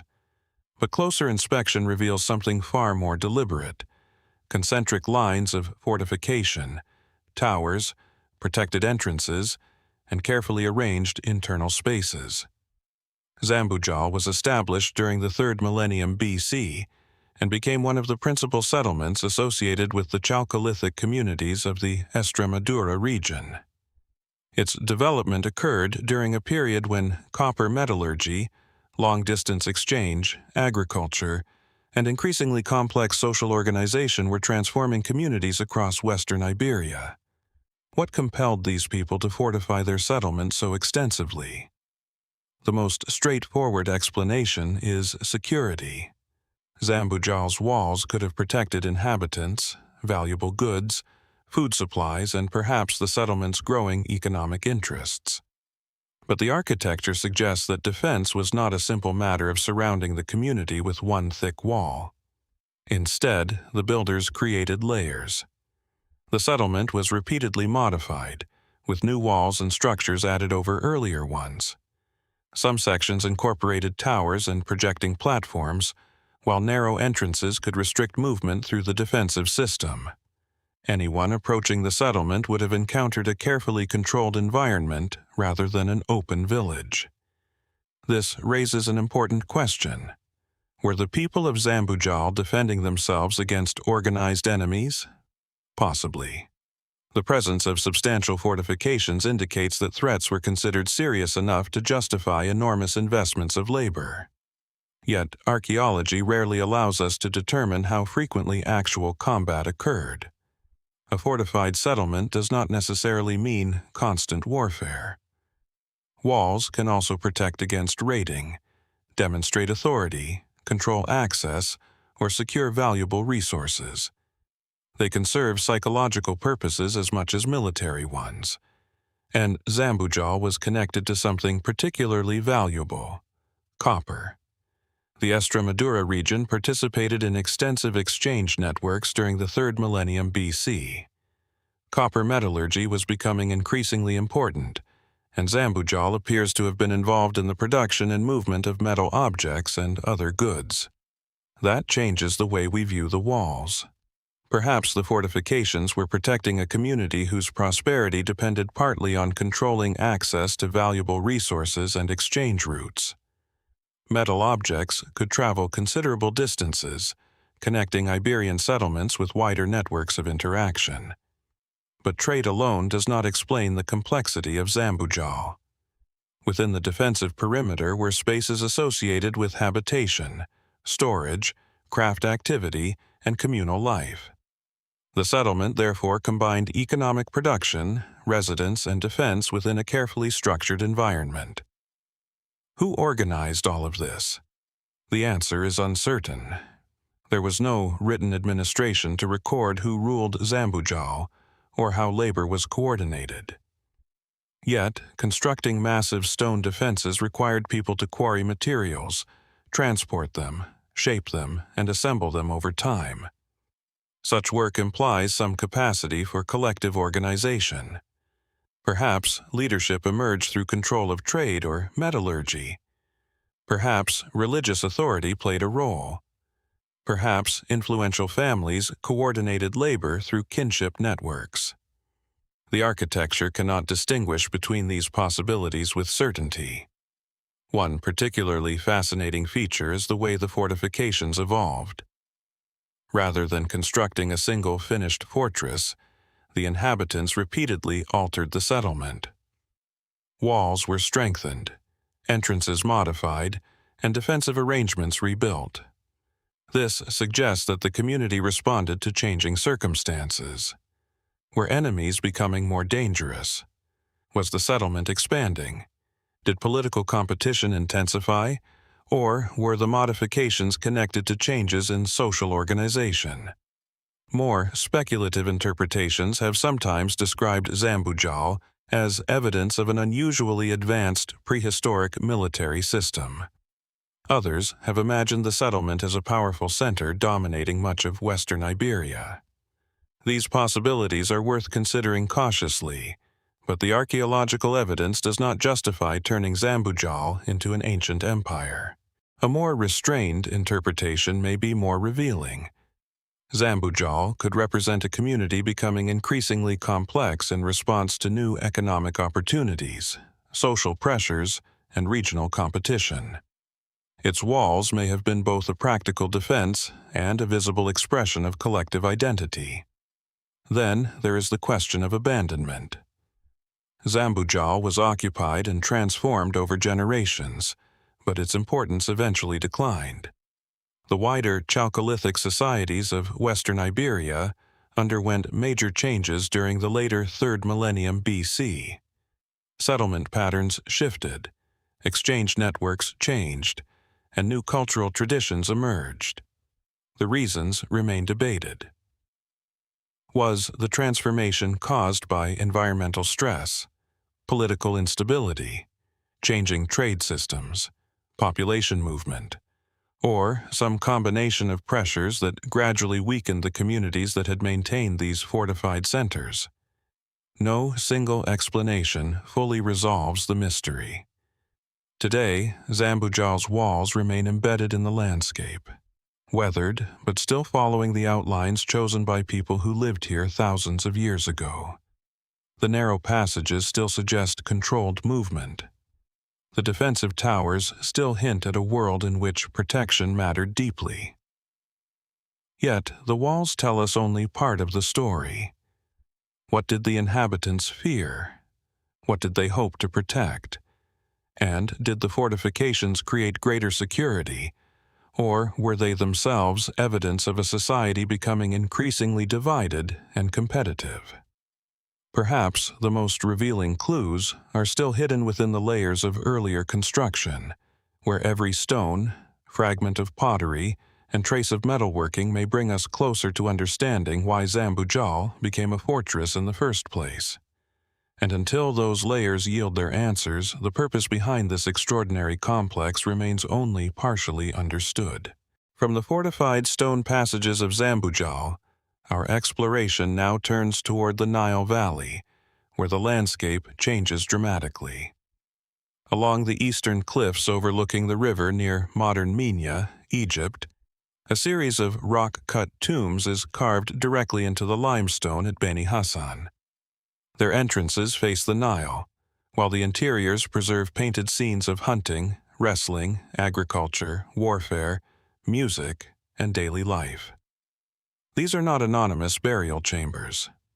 Many of the most important tombs belong to provincial officials who lived during Egypt's Middle Kingdom, particularly around the 20th and 21st centuries BC.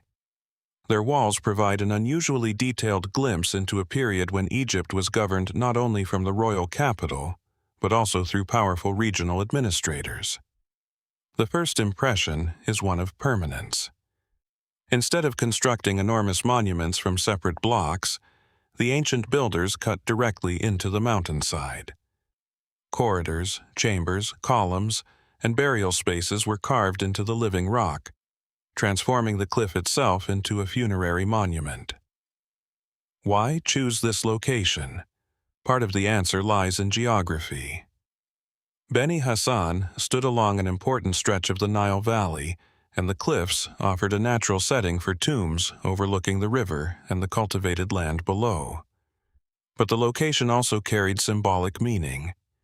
In ancient Egyptian thought, landscapes, horizons, sunlight, and the journey of the deceased were deeply connected. The tombs were therefore more than containers for the dead. They were carefully designed environments intended to preserve identity, status, memory, and perhaps the deceased's continued participation in the cosmic order. Yet, what makes Beni Hasan particularly fascinating is what was painted on the walls. Scenes show people farming, harvesting, hunting, making pottery, playing instruments, practicing athletic exercises, and performing skilled crafts. Other paintings depict soldiers and foreign-looking groups arriving with distinctive clothing and equipment. These images have sometimes been interpreted as simple illustrations of everyday life. But perhaps they were more deliberate than that. In Egyptian funerary tradition, representations of food, labor, entertainment, and ritual could serve a practical symbolic purpose. What was depicted inside the tomb could potentially provide the deceased with an eternal version of what they had enjoyed or required during life.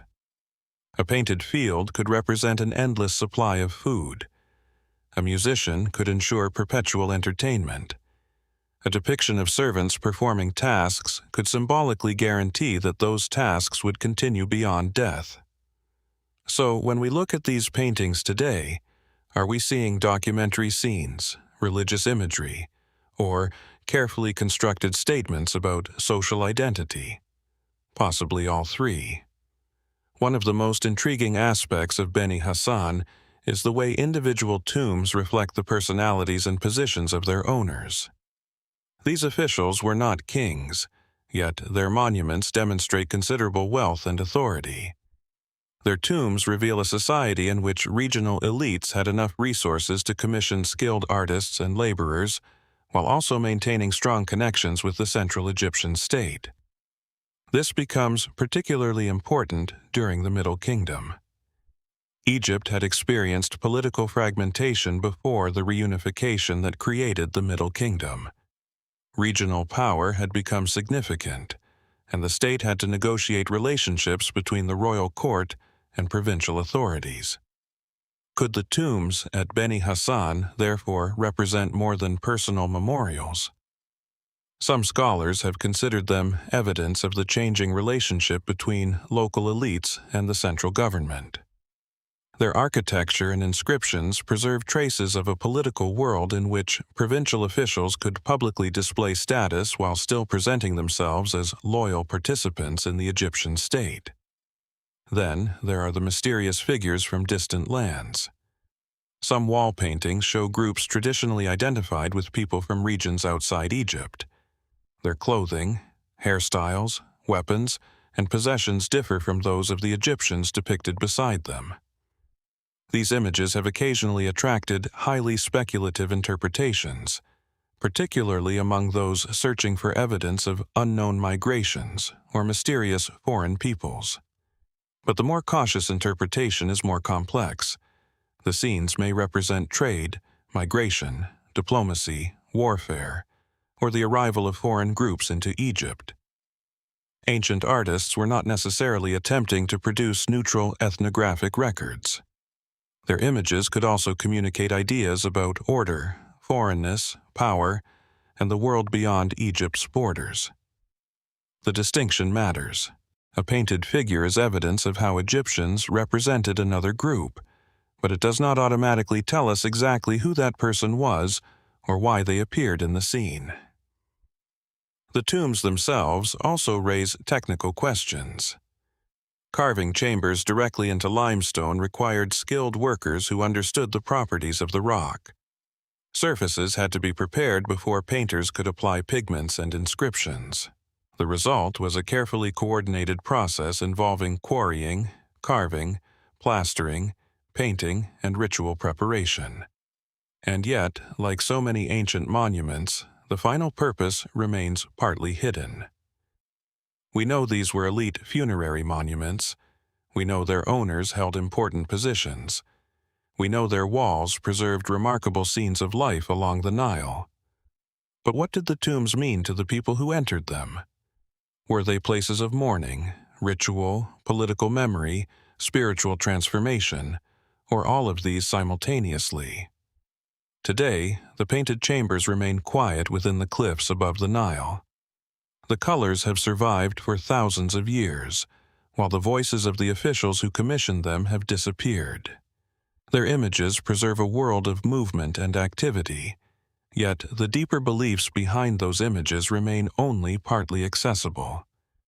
Perhaps somewhere within the inscriptions, overlooked details, or still unexamined archaeological layers lies another clue. And as the painted figures continue to watch over the ancient river valley, one question remains. How much of the world these tombs were designed to preserve can we truly recover, and how much of their original meaning will always remain hidden within the stone? From the painted tombs of Beni Hasan, our exploration returns to the western Mediterranean, to the island of Menorca, where the landscape once again becomes a record of how prehistoric communities understood death. Here, not far from Ciutadella, stands one of the island's most recognizable monuments, the Naveta des Tudons, a massive stone structure shaped almost like an overturned boat, resting alone against the surrounding fields. Its appearance is unusual enough to seem almost architectural rather than funerary.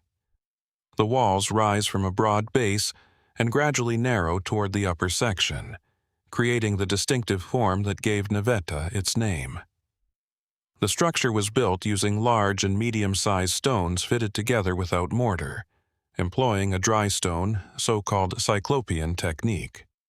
Unlike many later monumental buildings, there is no decorative facade covered in inscriptions, no statue announcing the identity of the people buried within, and no written explanation of its purpose. Instead, there is stone, and inside that stone, the remains of an entire community. The Naveta des Tudons is generally understood as a collective funerary monument associated with the prehistoric communities of Menorca. Unlike the later Talaiotic towers scattered across the island, Navetas belong to an earlier funerary tradition connected with the island's Bronze Age. But precisely when this monument was first constructed has been a matter of archaeological discussion.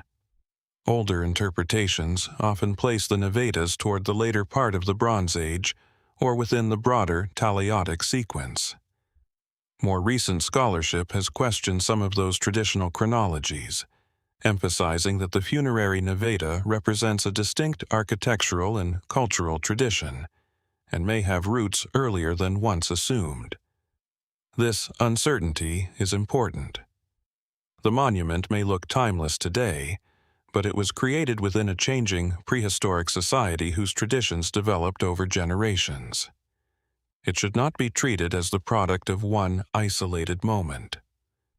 The structure itself provides some clues. The entrance leads into an internal passage and then toward chambers designed for burial. Its elongated plan is remarkably different from the circular towers that would later dominate Menorca. The form resembles a stone vessel pulled onto land, although that resemblance should not automatically be interpreted as evidence that the builders intended to represent a boat. Perhaps the shape was practical. Perhaps it reflected an architectural tradition already familiar to the island's inhabitants. Or perhaps the symbolism was more profound. We simply do not know. What we do know is that the monument was not constructed for a single individual. During archaeological excavations carried out in the 20th century, researchers recovered the disordered remains of approximately 100 individuals, including men and women of different ages. Many of those remains were dated to around the 9th century BC. That discovery transformed the way the monument could be understood. Behind the imposing exterior was not the resting place of one ruler, warrior, or celebrated leader, but a collective funerary space containing the remains of many people. What kind of community creates a monument like this? The simplest answer is a society in which ancestors mattered. Collective burial could bring members of a community together symbolically even after death. The tomb may have served as a place where generations were connected through lineage, memory, and shared identity. But there is something unsettling about the archaeological evidence. The skeletons were not found as a neat collection of complete bodies arranged in individual graves. The remains were described as disordered, suggesting that the burial space had been used repeatedly and that earlier remains may have been moved or disturbed as new individuals were placed inside. This was not necessarily disorder in the modern sense. For the people using the monument, the movement of bones may have been part of an accepted funerary process. Once a body had decomposed, its remains could have been rearranged to make room for later burials. If so, the interior of the Naveta was not simply a final destination. It was a continuing space. Generations may have returned to the same monument, reopening the relationship between the living and those who had died before them. The physical remains of ancestors were not necessarily separated into private graves. Instead, they occupied a shared architectural environment. That possibility changes the atmosphere of the monument. The Naveta des Tudons can appear silent and isolated today, but during its period of use, it may have been associated with repeated ceremonies, visits, offerings, and acts of remembrance. What happened at the entrance? Were mourners gathered outside before the remains were carried inside? Were food or objects deposited as offerings? Did certain members of the community perform specialized funerary roles? Archaeology can identify traces of material activity, but it cannot recover the words spoken during those ceremonies. And this is where the mystery becomes more subtle. There is a tendency to associate prehistoric monuments with lost rituals that must have been mysterious or supernatural. But the real uncertainty is often much more human.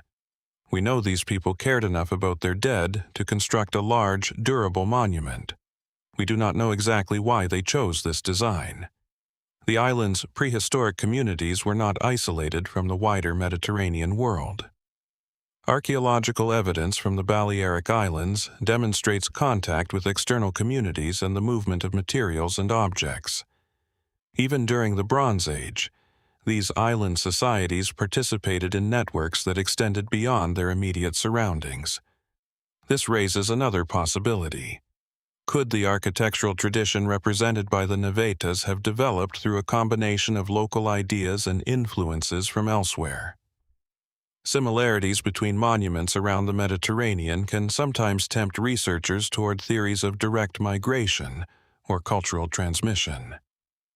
But architectural resemblance alone cannot prove that one population copied another. Independent communities can create similar solutions to similar social needs. And Menorca developed its own distinctive funerary architecture. The Naveta is particularly important because this form of tomb is found specifically on the island. It belongs to a local architectural tradition rather than representing a monument type spread uniformly across the Mediterranean. That local character makes Tudons even more interesting. Why did this particular island community develop such an unusual form? One possibility is that the shape reflects an evolution from earlier funerary structures. Archaeologist Cristoforo Beni argued that Menorcan Navetas could be understood as an above-ground adaptation of funerary traditions associated with artificial caves and rock-cut burial spaces. In this interpretation, the monument's form was not an isolated invention, but part of a longer local development in how the dead were housed. If that is correct, the Naveta des Tudons represents a transition. Older traditions may have been transformed into a new architectural language, replacing carved rock with massive stone construction while preserving the basic idea of collective burial. But there is another question. Why make the monument so large? A small chamber could have held human remains. The decision to create an imposing structure required additional labor, materials, and planning. Its size therefore suggests that the monument carried social meaning beyond its practical function. Perhaps it marked the identity of a particular community. Perhaps it established a permanent connection between a group and the surrounding landscape. Or perhaps its monumental appearance helped demonstrate the strength and continuity of the people who built it. A tomb can communicate power without belonging to a king. It can say, "We were here, we belong here, and those who came before us still belong here." The surrounding landscape may have been equally important. The monument does not stand in isolation from Menorca's prehistoric world. Across the island are settlements, caves, towers, ritual structures, agricultural landscapes, and other funerary monuments. The people who built Tudons were part of a broader cultural system that organized not only their homes, but also their relationships with the land and with the dead. Later, Menorca entered the Talaiotic period, when the island's architectural landscape changed dramatically. Around 3,000 years ago, communities began constructing large taliots across the island, with hundreds eventually appearing throughout Menorca. These later monuments belong to a different architectural tradition, yet they emerged from communities whose predecessors had already developed sophisticated approaches to monumental construction. Could there have been a cultural memory connecting these periods? It is tempting to imagine later generations looking upon the ancient Navetas and understanding them as places belonging to their ancestors. But without direct evidence, we cannot know how later inhabitants interpreted monuments that were already centuries old. That uncertainty is one of the most fascinating aspects of prehistoric archaeology. A monument can survive long after its original meaning has changed. The stones remain, while the stories evolve. Even the name Naveta des Tudons is not the name its builders would have used. Modern terminology gives us a convenient way to identify the monument, but it cannot recover the original language of the people who constructed it. Their names are gone. Their beliefs are mostly silent. Their dead remain. And that silence has encouraged more imaginative theories. Some have wondered whether the boat-like form represents an actual symbolic vessel, perhaps associated with a journey into another world. Others have drawn comparisons with funerary boats and maritime symbolism elsewhere in the ancient Mediterranean.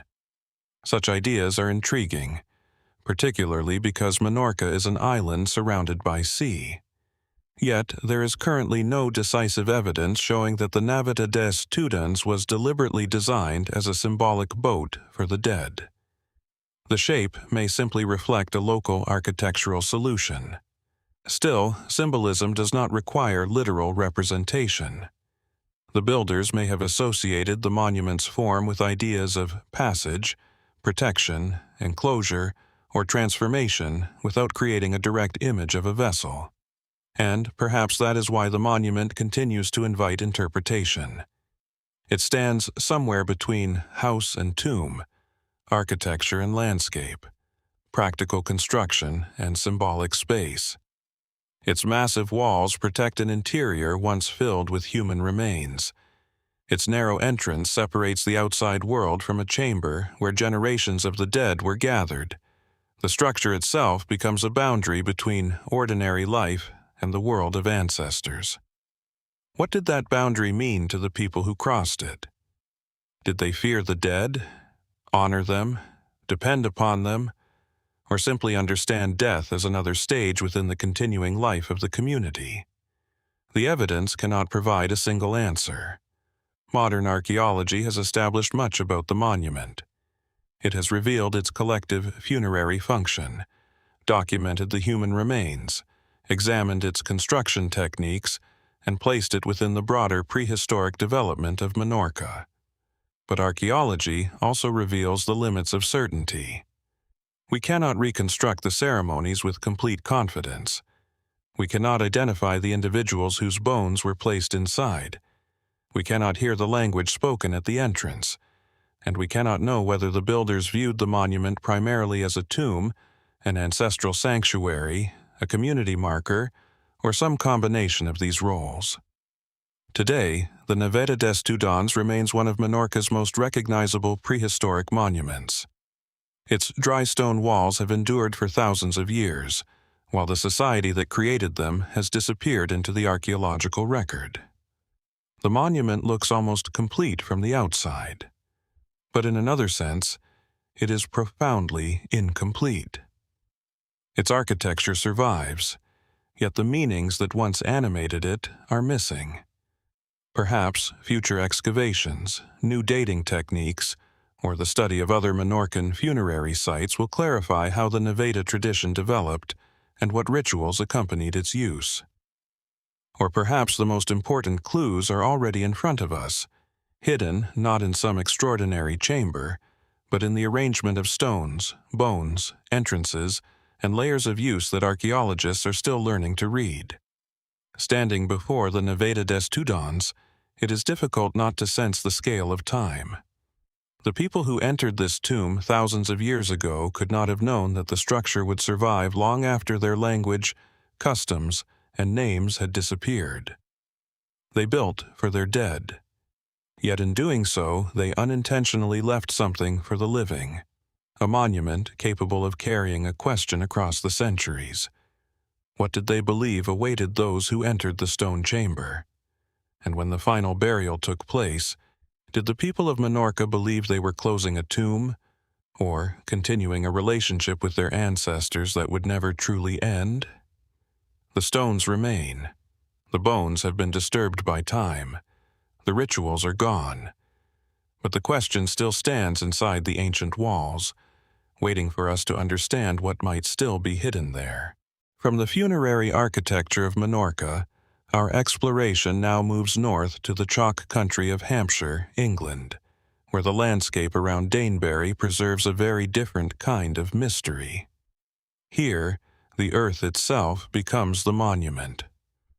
Low ridges, banks, ditches, ancient tracks, and subtle rises interrupt the fields surrounding one of Britain's most intensively studied Iron Age hill forts. At the center stands Danebury, rising to about 143 meters above the surrounding Wessex landscape. Its great ramparts are unmistakable, but the wider archaeological landscape is more difficult to read. Beyond the main enclosure are traces of fields, farmsteads, linear earthworks, and prehistoric burial features. Some survive as visible mounds. Others are little more than faint variations in the soil, easily overlooked by anyone walking across the modern countryside. It is these quieter features, the mounds and earthworks beyond the famous hill fort, that introduce a different dimension to Danebury. They do not form a single mysterious complex in the archaeological record, and there is no accepted site officially known as the secret mounds of Danebury Outskirts. Rather, the surrounding landscape contains a mixture of prehistoric monuments and later agricultural features, some of which have been investigated through excavation and aerial photography. That distinction matters, because the mystery here does not depend on inventing an unknown structure. It comes from trying to understand a landscape that was repeatedly used, altered, and remembered. Long before the familiar Iron Age fortifications appeared, people were already active on Danebury Hill. Archaeological evidence indicates earlier activity in the first millennium BC, including pits and burials. Later, around the middle of the 6th century BC, the first substantial enclosed settlement was established, eventually developing into the elaborate hill fort, whose remains dominate the site today. But what was happening outside the walls? The answer is beginning to emerge. The countryside around Danebury was not empty territory surrounding an isolated fortress. It was part of a densely occupied agricultural landscape. Archaeological surveys have identified field systems, farmsteads, trackways, linear ditches, and other settlements extending outward from the hill fort. The Danebury Environs Project was established in part to examine precisely this wider setting. Among those features are prehistoric burial monuments and mounds. Some belong to earlier periods, while others may have been modified or incorporated into later landscapes. Their presence raises an important question. Did the people who established the Iron Age settlement deliberately position their community within a landscape already marked by ancestral monuments? If so, Danebury was not simply a place chosen for its defensive advantages. It may have been a place already carrying meaning. The hill itself offers an obvious reason for settlement. From the summit, the surrounding chalk country opens into a broad panorama, with views extending across central Hampshire and toward other prominent elevations. The location provided visibility and strategic advantages, but it also created a powerful visual relationship between Danebury and the surrounding landscape. A mound on a distant ridge could have been visible from the hill fort. A track crossing the fields could have connected one community with another. A linear ditch might have marked a boundary whose significance had little to do with defense. And a burial monument could have remained as a physical reminder of people who had died generations earlier. This is where the archaeology becomes especially interesting.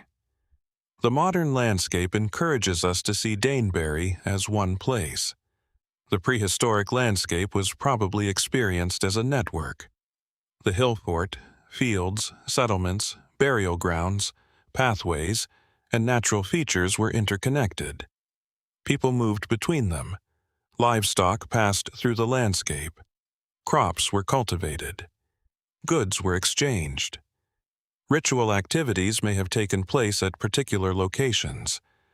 The mounds were therefore not necessarily isolated monuments. They could have been landmarks within a living environment. Danebury itself produced extraordinary evidence for the complexity of that society. Excavations uncovered roughly 2,300 pits, around 10,000 post holes, approximately 73 circular house structures, and hundreds of rectangular subsidiary structures.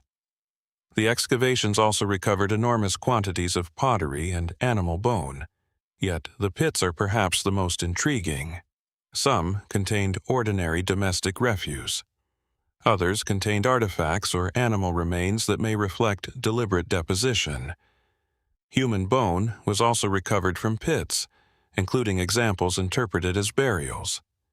Such discoveries have complicated any simple distinction between ordinary rubbish pits and ritual places. Could a pit simultaneously have been practical and symbolic? Perhaps.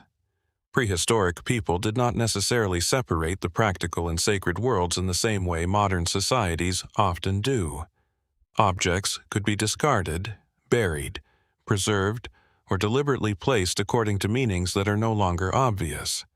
This becomes especially relevant when considering the mounds outside the hill fort. A raised earthwork can be visually simple but culturally complicated. Was it a burial monument, a boundary marker, the remains of an earlier structure, a later agricultural feature? Without excavation, even an apparently obvious mound can be difficult to classify. Some may contain burials, others may contain nothing more than accumulated soil, and some may represent structures whose original purpose has been completely forgotten. This is why archaeological investigation around Danebury has relied heavily on aerial photography and landscape analysis. Features invisible at ground level can emerge through crop marks, soil differences, or subtle variations in topography. From above, what looks like an ordinary field can reveal the geometry of vanished boundaries and settlements. The landscape begins to resemble a faint map, yet maps can create their own illusions. When archaeologists see lines crossing fields, it is tempting to connect them into a single design. But different features may have been created centuries apart. A ditch from one period could cross a field boundary from another. A later track could follow an older route without anyone in the later period knowing its original purpose. Danebury is therefore a palimpsest, a landscape repeatedly written over by different communities. That makes the mounds difficult to interpret, but it also makes them valuable. Imagine standing here during the Iron Age. The great ramparts of Danebury would dominate the horizon. Beyond them would be cultivated fields and smaller settlements. Some burial monuments from earlier periods may already have been ancient. Others could have been relatively recent. Would the inhabitants have regarded those older mounds as ancestral places? We cannot know. But across prehistoric Britain, earlier monuments were sometimes reused, respected, incorporated into later landscapes, or simply ignored. A mound could remain visible for centuries after its original purpose had disappeared. Its continued presence alone could influence how people moved through the countryside. Perhaps this is one reason the outskirts of Danebury deserve as much attention as the hill fort itself. The hill fort tells us about settlement, defense, production, and social organization. The surrounding monuments tell us about the landscape in which that society existed, and there may have been tension between these two worlds. Danebury was heavily fortified. Its defenses evolved over time, particularly around the eastern entrance, which underwent repeated rebuilding. By the later 4th century BC, the entrance had developed into a complex arrangement involving a long approach, hornwork, and additional outworks. The western entrance had been blocked. This was architecture designed to control movement. But control over movement is not necessarily the same as control over territory. The surrounding mounds and settlements may have represented communities that were connected to Danebury without living inside its walls. Farmers, craftspeople, traders, and families could have inhabited the wider countryside, bringing resources into the hill fort and maintaining relationships with people beyond it. So, what was Danebury? A fortress? A central settlement? A political center? A place of refuge? Perhaps different things at different times. The archaeological evidence suggests that its role changed considerably over the centuries. The main phase of occupation began in the 6th or 7th century BC and continued until around 100 BC, when the eastern gate was burned and the hill fort was largely abandoned. That burning event is one of the more dramatic episodes in Danebury's history. There is evidence of fighting, and the site appears to have been abandoned around this time. Yet, even here, the archaeological record does not provide a complete narrative. We cannot reconstruct the conflict in detail. We do not know who attacked, who defended the settlement, or whether the destruction was part of a wider regional upheaval. Afterward, the hill fort's role diminished, but the landscape did not become empty. Other settlements continued to exist in the region, and later activity left additional traces. The earthworks surrounding Danebury therefore belong to multiple periods, creating a confusing overlap between ancient and later landscapes. This is where more speculative ideas sometimes emerge. Could some of the lesser-known mounds represent forgotten ceremonial sites associated with the hill fort? Could certain earthworks have been aligned with Danebury or other prominent landmarks? Could the inhabitants have used particular ridges, valleys, or burial places to define territories or social boundaries? Such possibilities cannot simply be dismissed, but neither can they be accepted without evidence. Archaeology requires a distinction between what the landscape demonstrates and what it merely permits us to imagine. A mound is real. Its original meaning is not necessarily recoverable. A line in the soil is evidence of human activity. Its purpose remains a question. And that distinction is precisely what makes the Danebury landscape so compelling. There is another remarkable aspect to the site: the sheer quantity of material recovered from the hill fort. Weapons, tools, agricultural equipment, pottery, querns, weaving equipment, animal remains, horse and chariot fittings, and even thousands of sling stones have been identified. One pit alone reportedly produced around 11,000 sling stones. Such finds have helped researchers reconstruct the community in extraordinary detail, but they also raise uncomfortable questions. Why were so many objects deposited in pits? Were they simply discarded? Were some deliberately concealed? Did certain objects become offerings? And could some of the same beliefs that influenced deposition inside the hill fort also have shaped activity around nearby burial monuments? We cannot assume a direct connection, but neither can we ignore the possibility that the same society understood objects, places, and ancestors through a symbolic framework very different from ours. The presence of human remains within pits is especially difficult to interpret. Some burials appear deliberate, while others may represent unusual forms of deposition. The archaeological evidence has encouraged long debate about whether certain individuals were victims of violence, ritual offerings, or members of the community buried according to practices that remain unfamiliar to us. Modern labels such as sacrifice can sometimes obscure more than they reveal. A person placed in a pit does not automatically represent a ritual killing. The circumstances must be examined carefully. Was the body complete? Were there injuries? Was the burial associated with objects? What was the surrounding stratigraphy? Did similar deposits occur elsewhere? Only through these details can researchers approach the original event. The same caution applies to the mounds beyond the hill fort. Their mystery does not require hidden chambers or unknown civilizations. It lies in the possibility that ordinary-looking features may represent fragments of a social and ritual landscape whose connections have not yet been fully reconstructed.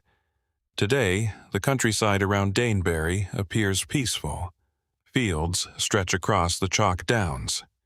Paths cross gentle slopes. Vegetation softens the old banks and ditches.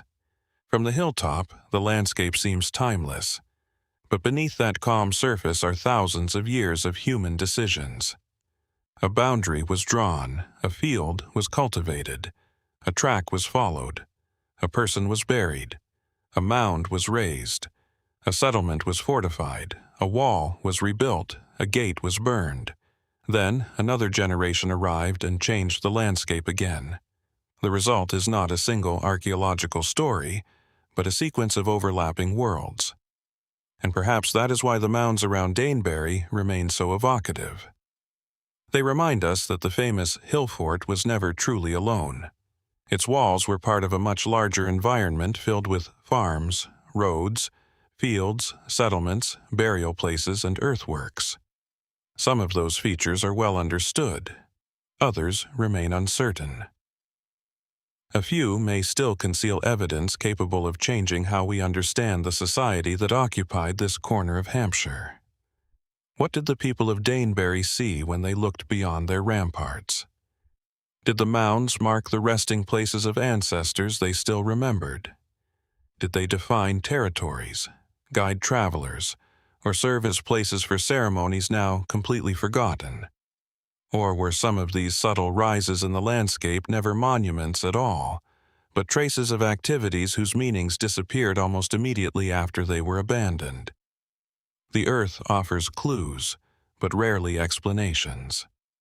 And somewhere beyond the famous ramparts, beneath fields that appear ordinary today, there may still be another layer waiting to be recognized. A burial, a forgotten boundary, a buried structure, or simply one more fragment of evidence that brings the prehistoric landscape of Danebury into sharper focus. From the earthworks and burial mounds surrounding Danebury, our exploration now moves far north to the windswept Orkney archipelago, where an entirely different kind of monument lies almost hidden within the landscape. On the island of Hoy, surrounded by moorland, distant hills, and the restless waters of the North Atlantic, a single block of sandstone sits with an almost unsettling simplicity. It is known as the Dwarfie Stane. At first, it looks like nothing more than an enormous boulder left behind by ancient geological forces. Its surface is weathered, its edges softened by centuries of exposure, and the surrounding landscape is remarkably open. But on closer inspection, the stone reveals something impossible to explain through nature alone. It has been carved, not merely shaped on the outside, but hollowed into a chamber. The Dwarfie Stane is a prehistoric rock-cut tomb, generally dated to the Neolithic period, although its exact chronology remains difficult to establish. It was carved directly from a massive block of local sandstone, creating an internal chamber with a narrow entrance on one side. The monument is unusual even within Orkney, a region already famous for its prehistoric tombs and settlements. Across the islands are passage graves, stone circles, standing stones, ceremonial sites, and ancient villages. Yet, the Dwarfie Stane stands apart because of the way its builders transformed a single natural boulder into a burial monument. There was no need to assemble enormous stones into a chamber. The chamber already existed in solid rock. The challenge was to create it. And that immediately raises a practical question. How did prehistoric people accomplish such work with the tools available to them? The sandstone at Hoy is comparatively workable compared with harder rocks, and prehistoric communities possessed stone tools capable of removing softer stone through persistent labor. Later, archaeological research has demonstrated that substantial rock cutting was possible with relatively simple technology when enough time and manpower were available. So there is no requirement for an unknown technology to explain the Dwarfie Stane. But knowing how something could be done does not necessarily tell us why people chose to do it this way. The builders could have created a chamber from separate stones. Instead, they selected a natural block and carved into it.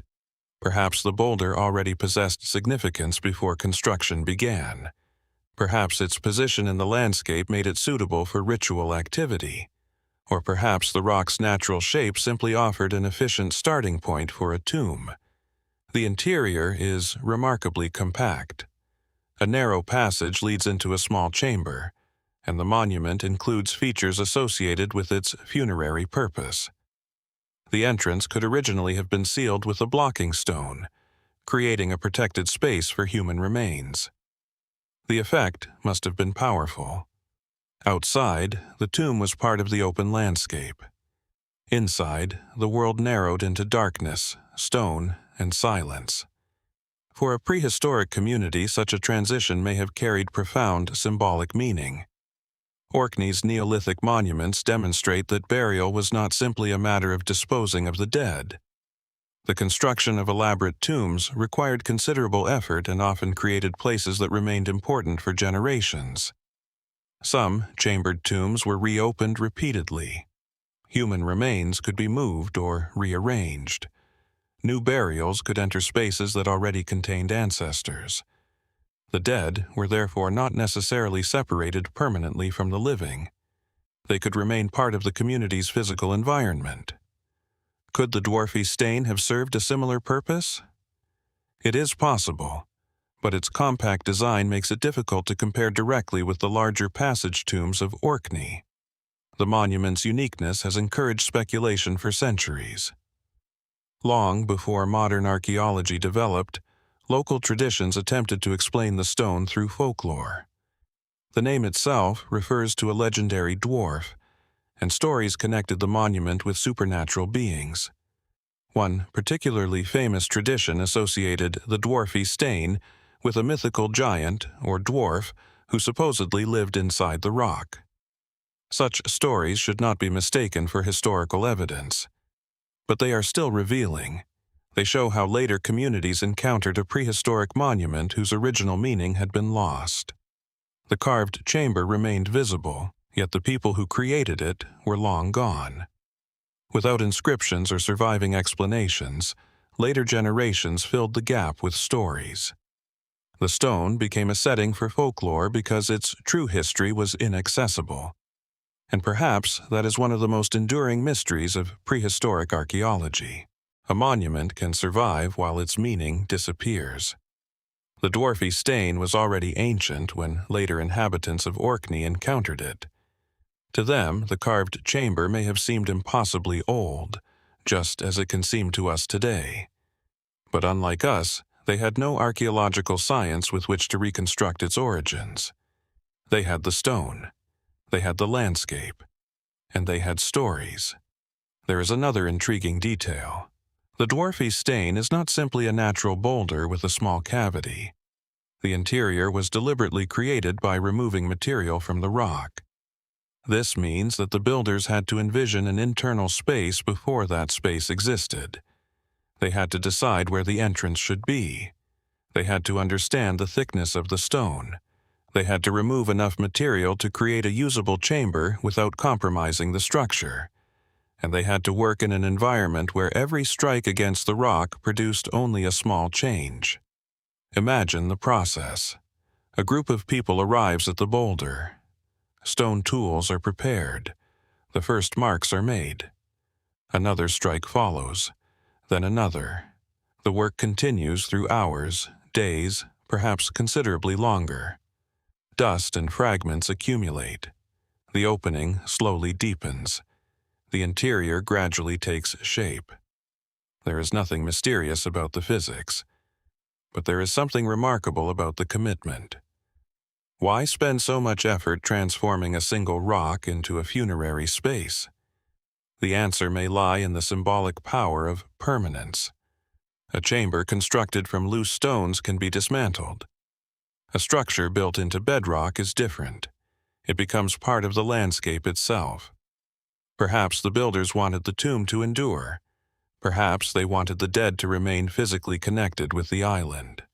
Or perhaps the choice of a single stone represented a concept of enclosure and permanence that we can no longer fully recover. The surrounding landscape adds another layer. Hoy is one of Orkney's more dramatic islands, known for steep hills, exposed coastlines, and broad stretches of moorland. The Dwarfie Stane sits away from the monumental concentration found around sites such as the heart of Neolithic Orkney, yet it belongs to the same wider prehistoric world. The people who built monuments across Orkney were capable of extraordinary organization. At places such as Maeshowe and the Ness of Brodgar, archaeological evidence demonstrates sophisticated communities capable of constructing substantial architecture and maintaining complex ceremonial traditions. The Dwarfie Stane is smaller, but size does not necessarily indicate importance. A small tomb could have belonged to a particular family, lineage, or social group. It may have served a community whose size we cannot determine.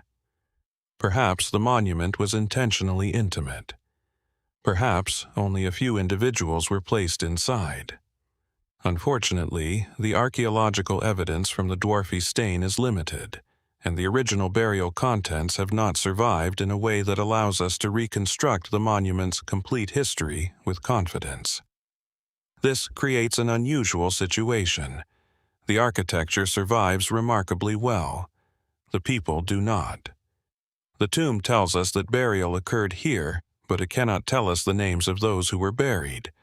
It cannot tell us how they were related. It cannot tell us what ceremonies took place at the entrance. And it cannot tell us what the builders believed would happen after death.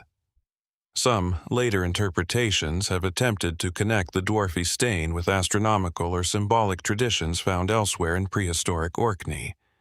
Such possibilities are worth investigating, particularly because many Neolithic monuments were carefully positioned within their landscapes. But there is a danger in seeing deliberate astronomical patterns everywhere. A monument may face a particular direction for symbolic reasons, practical reasons, or simply because the terrain offered the most suitable location. Without supporting evidence, alignment alone cannot reveal the beliefs of its builders. The same caution applies to theories connecting the monument with distant cultures. The unusual technique of carving a tomb directly into a rock has occasionally encouraged comparisons with rock-cut monuments elsewhere in Europe and beyond. But similarity does not establish contact. Human societies repeatedly discovered that stone could be shaped, hollowed, stacked, or arranged for funerary purposes. Independent solutions can emerge under comparable conditions. The Dwarfie Stane, therefore, does not require a mysterious outside influence. Its builders may have developed the monument entirely within the local traditions of prehistoric Orkney. And that possibility may actually be more interesting. It suggests that the island's communities were capable of experimenting with architectural forms and choosing different ways to express their relationship with the dead. The monument may represent a local decision rather than an imported idea. Yet, one question continues to resist easy explanation. Why this stone? The surrounding landscape contains abundant rock, but this particular boulder became a tomb. Was it already prominent? Did its shape attract attention? Was the location connected to an older sacred place? Or did the builders simply recognize that its sandstone could be carved more easily than the surrounding geological formations? We may never know. And then there is the matter of the name. Dwarfie Stane is a later name, rooted in folklore rather than prehistoric language. The original name has disappeared completely. That simple fact creates a profound distance between the monument and its creators. We know what modern people call it. We know what archaeologists think it was. But we do not know what its builders called the stone. We do not know what they called the chamber. We do not know what they called the people placed inside. Their vocabulary has disappeared, leaving architecture as one of the few surviving forms of communication. Perhaps this is why the Dwarfie Stane continues to attract attention. It does not announce its purpose. It does not carry a royal inscription. It does not display a carved image explaining its function. Instead, it presents a simple physical fact. Someone deliberately entered this massive stone and created a chamber for the dead. Everything beyond that must be reconstructed. The monument has also experienced its own long afterlife. As generations passed, its original purpose became obscure, and folklore transformed it into the dwelling place of supernatural figures. This process is itself part of the history. The Dwarfie Stane was not only a prehistoric tomb, it became a landmark in the imagination of later inhabitants. That raises an intriguing possibility. Could other prehistoric monuments across Britain and Ireland have experienced similar transformations? Could stories of giants, dwarfs, spirits, and supernatural beings sometimes preserve a faint memory that a particular stone or mound was considered important long before written records existed? It would be dangerous to treat folklore as a direct historical record. Yet it can reveal something about how communities interacted with ancient monuments after their original meanings had been forgotten. The Dwarfie Stane is therefore a monument with several layers of history. First came the natural rock. Then came the prehistoric builders who transformed it.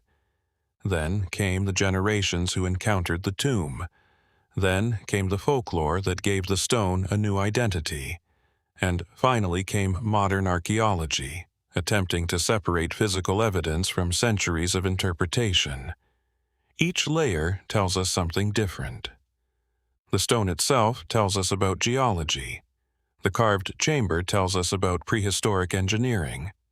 The burial tradition tells us about attitudes toward death. The folklore tells us about later imagination. And archaeology attempts to bring these layers into a coherent sequence. Yet, even after all that investigation, something remains beyond reach. We can calculate how much stone was removed. We can examine tool marks. We can compare the monument with other prehistoric tombs. We can study the wider Neolithic landscape of Orkney, but none of those methods can reproduce the moment when the first builders decided that this rock should become a tomb.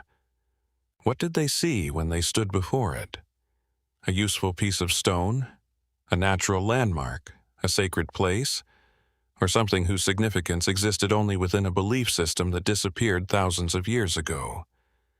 The Dwarfie Stane offers no final answer. Its chamber remains small, dark, and silent, while the landscape around it continues to change with wind, rain, and time. The people who carved the stone are beyond recovery, but their decision remains visible. They chose one piece of the landscape. They altered it with extraordinary patience. They placed the dead within it, and then they left it behind. Perhaps the greatest mystery is not how prehistoric people managed to carve the Dwarfie Stane. We can understand the tools, the labor, and the physical process. The deeper mystery is why this particular stone became important enough to transform. Was it a monument to ancestors? A protected resting place? A marker of community identity? A sacred threshold? Or did it carry meanings so deeply embedded in Neolithic Orkney that even the most careful archaeological investigation can recover only fragments? The answer may still lie in the wider landscape, in other tombs, forgotten settlements, or evidence yet to be uncovered. For now, the Dwarfie Stane remains where it has stood for thousands of years, a carved chamber within a single block of stone, surrounded by the immense silence of Hoy.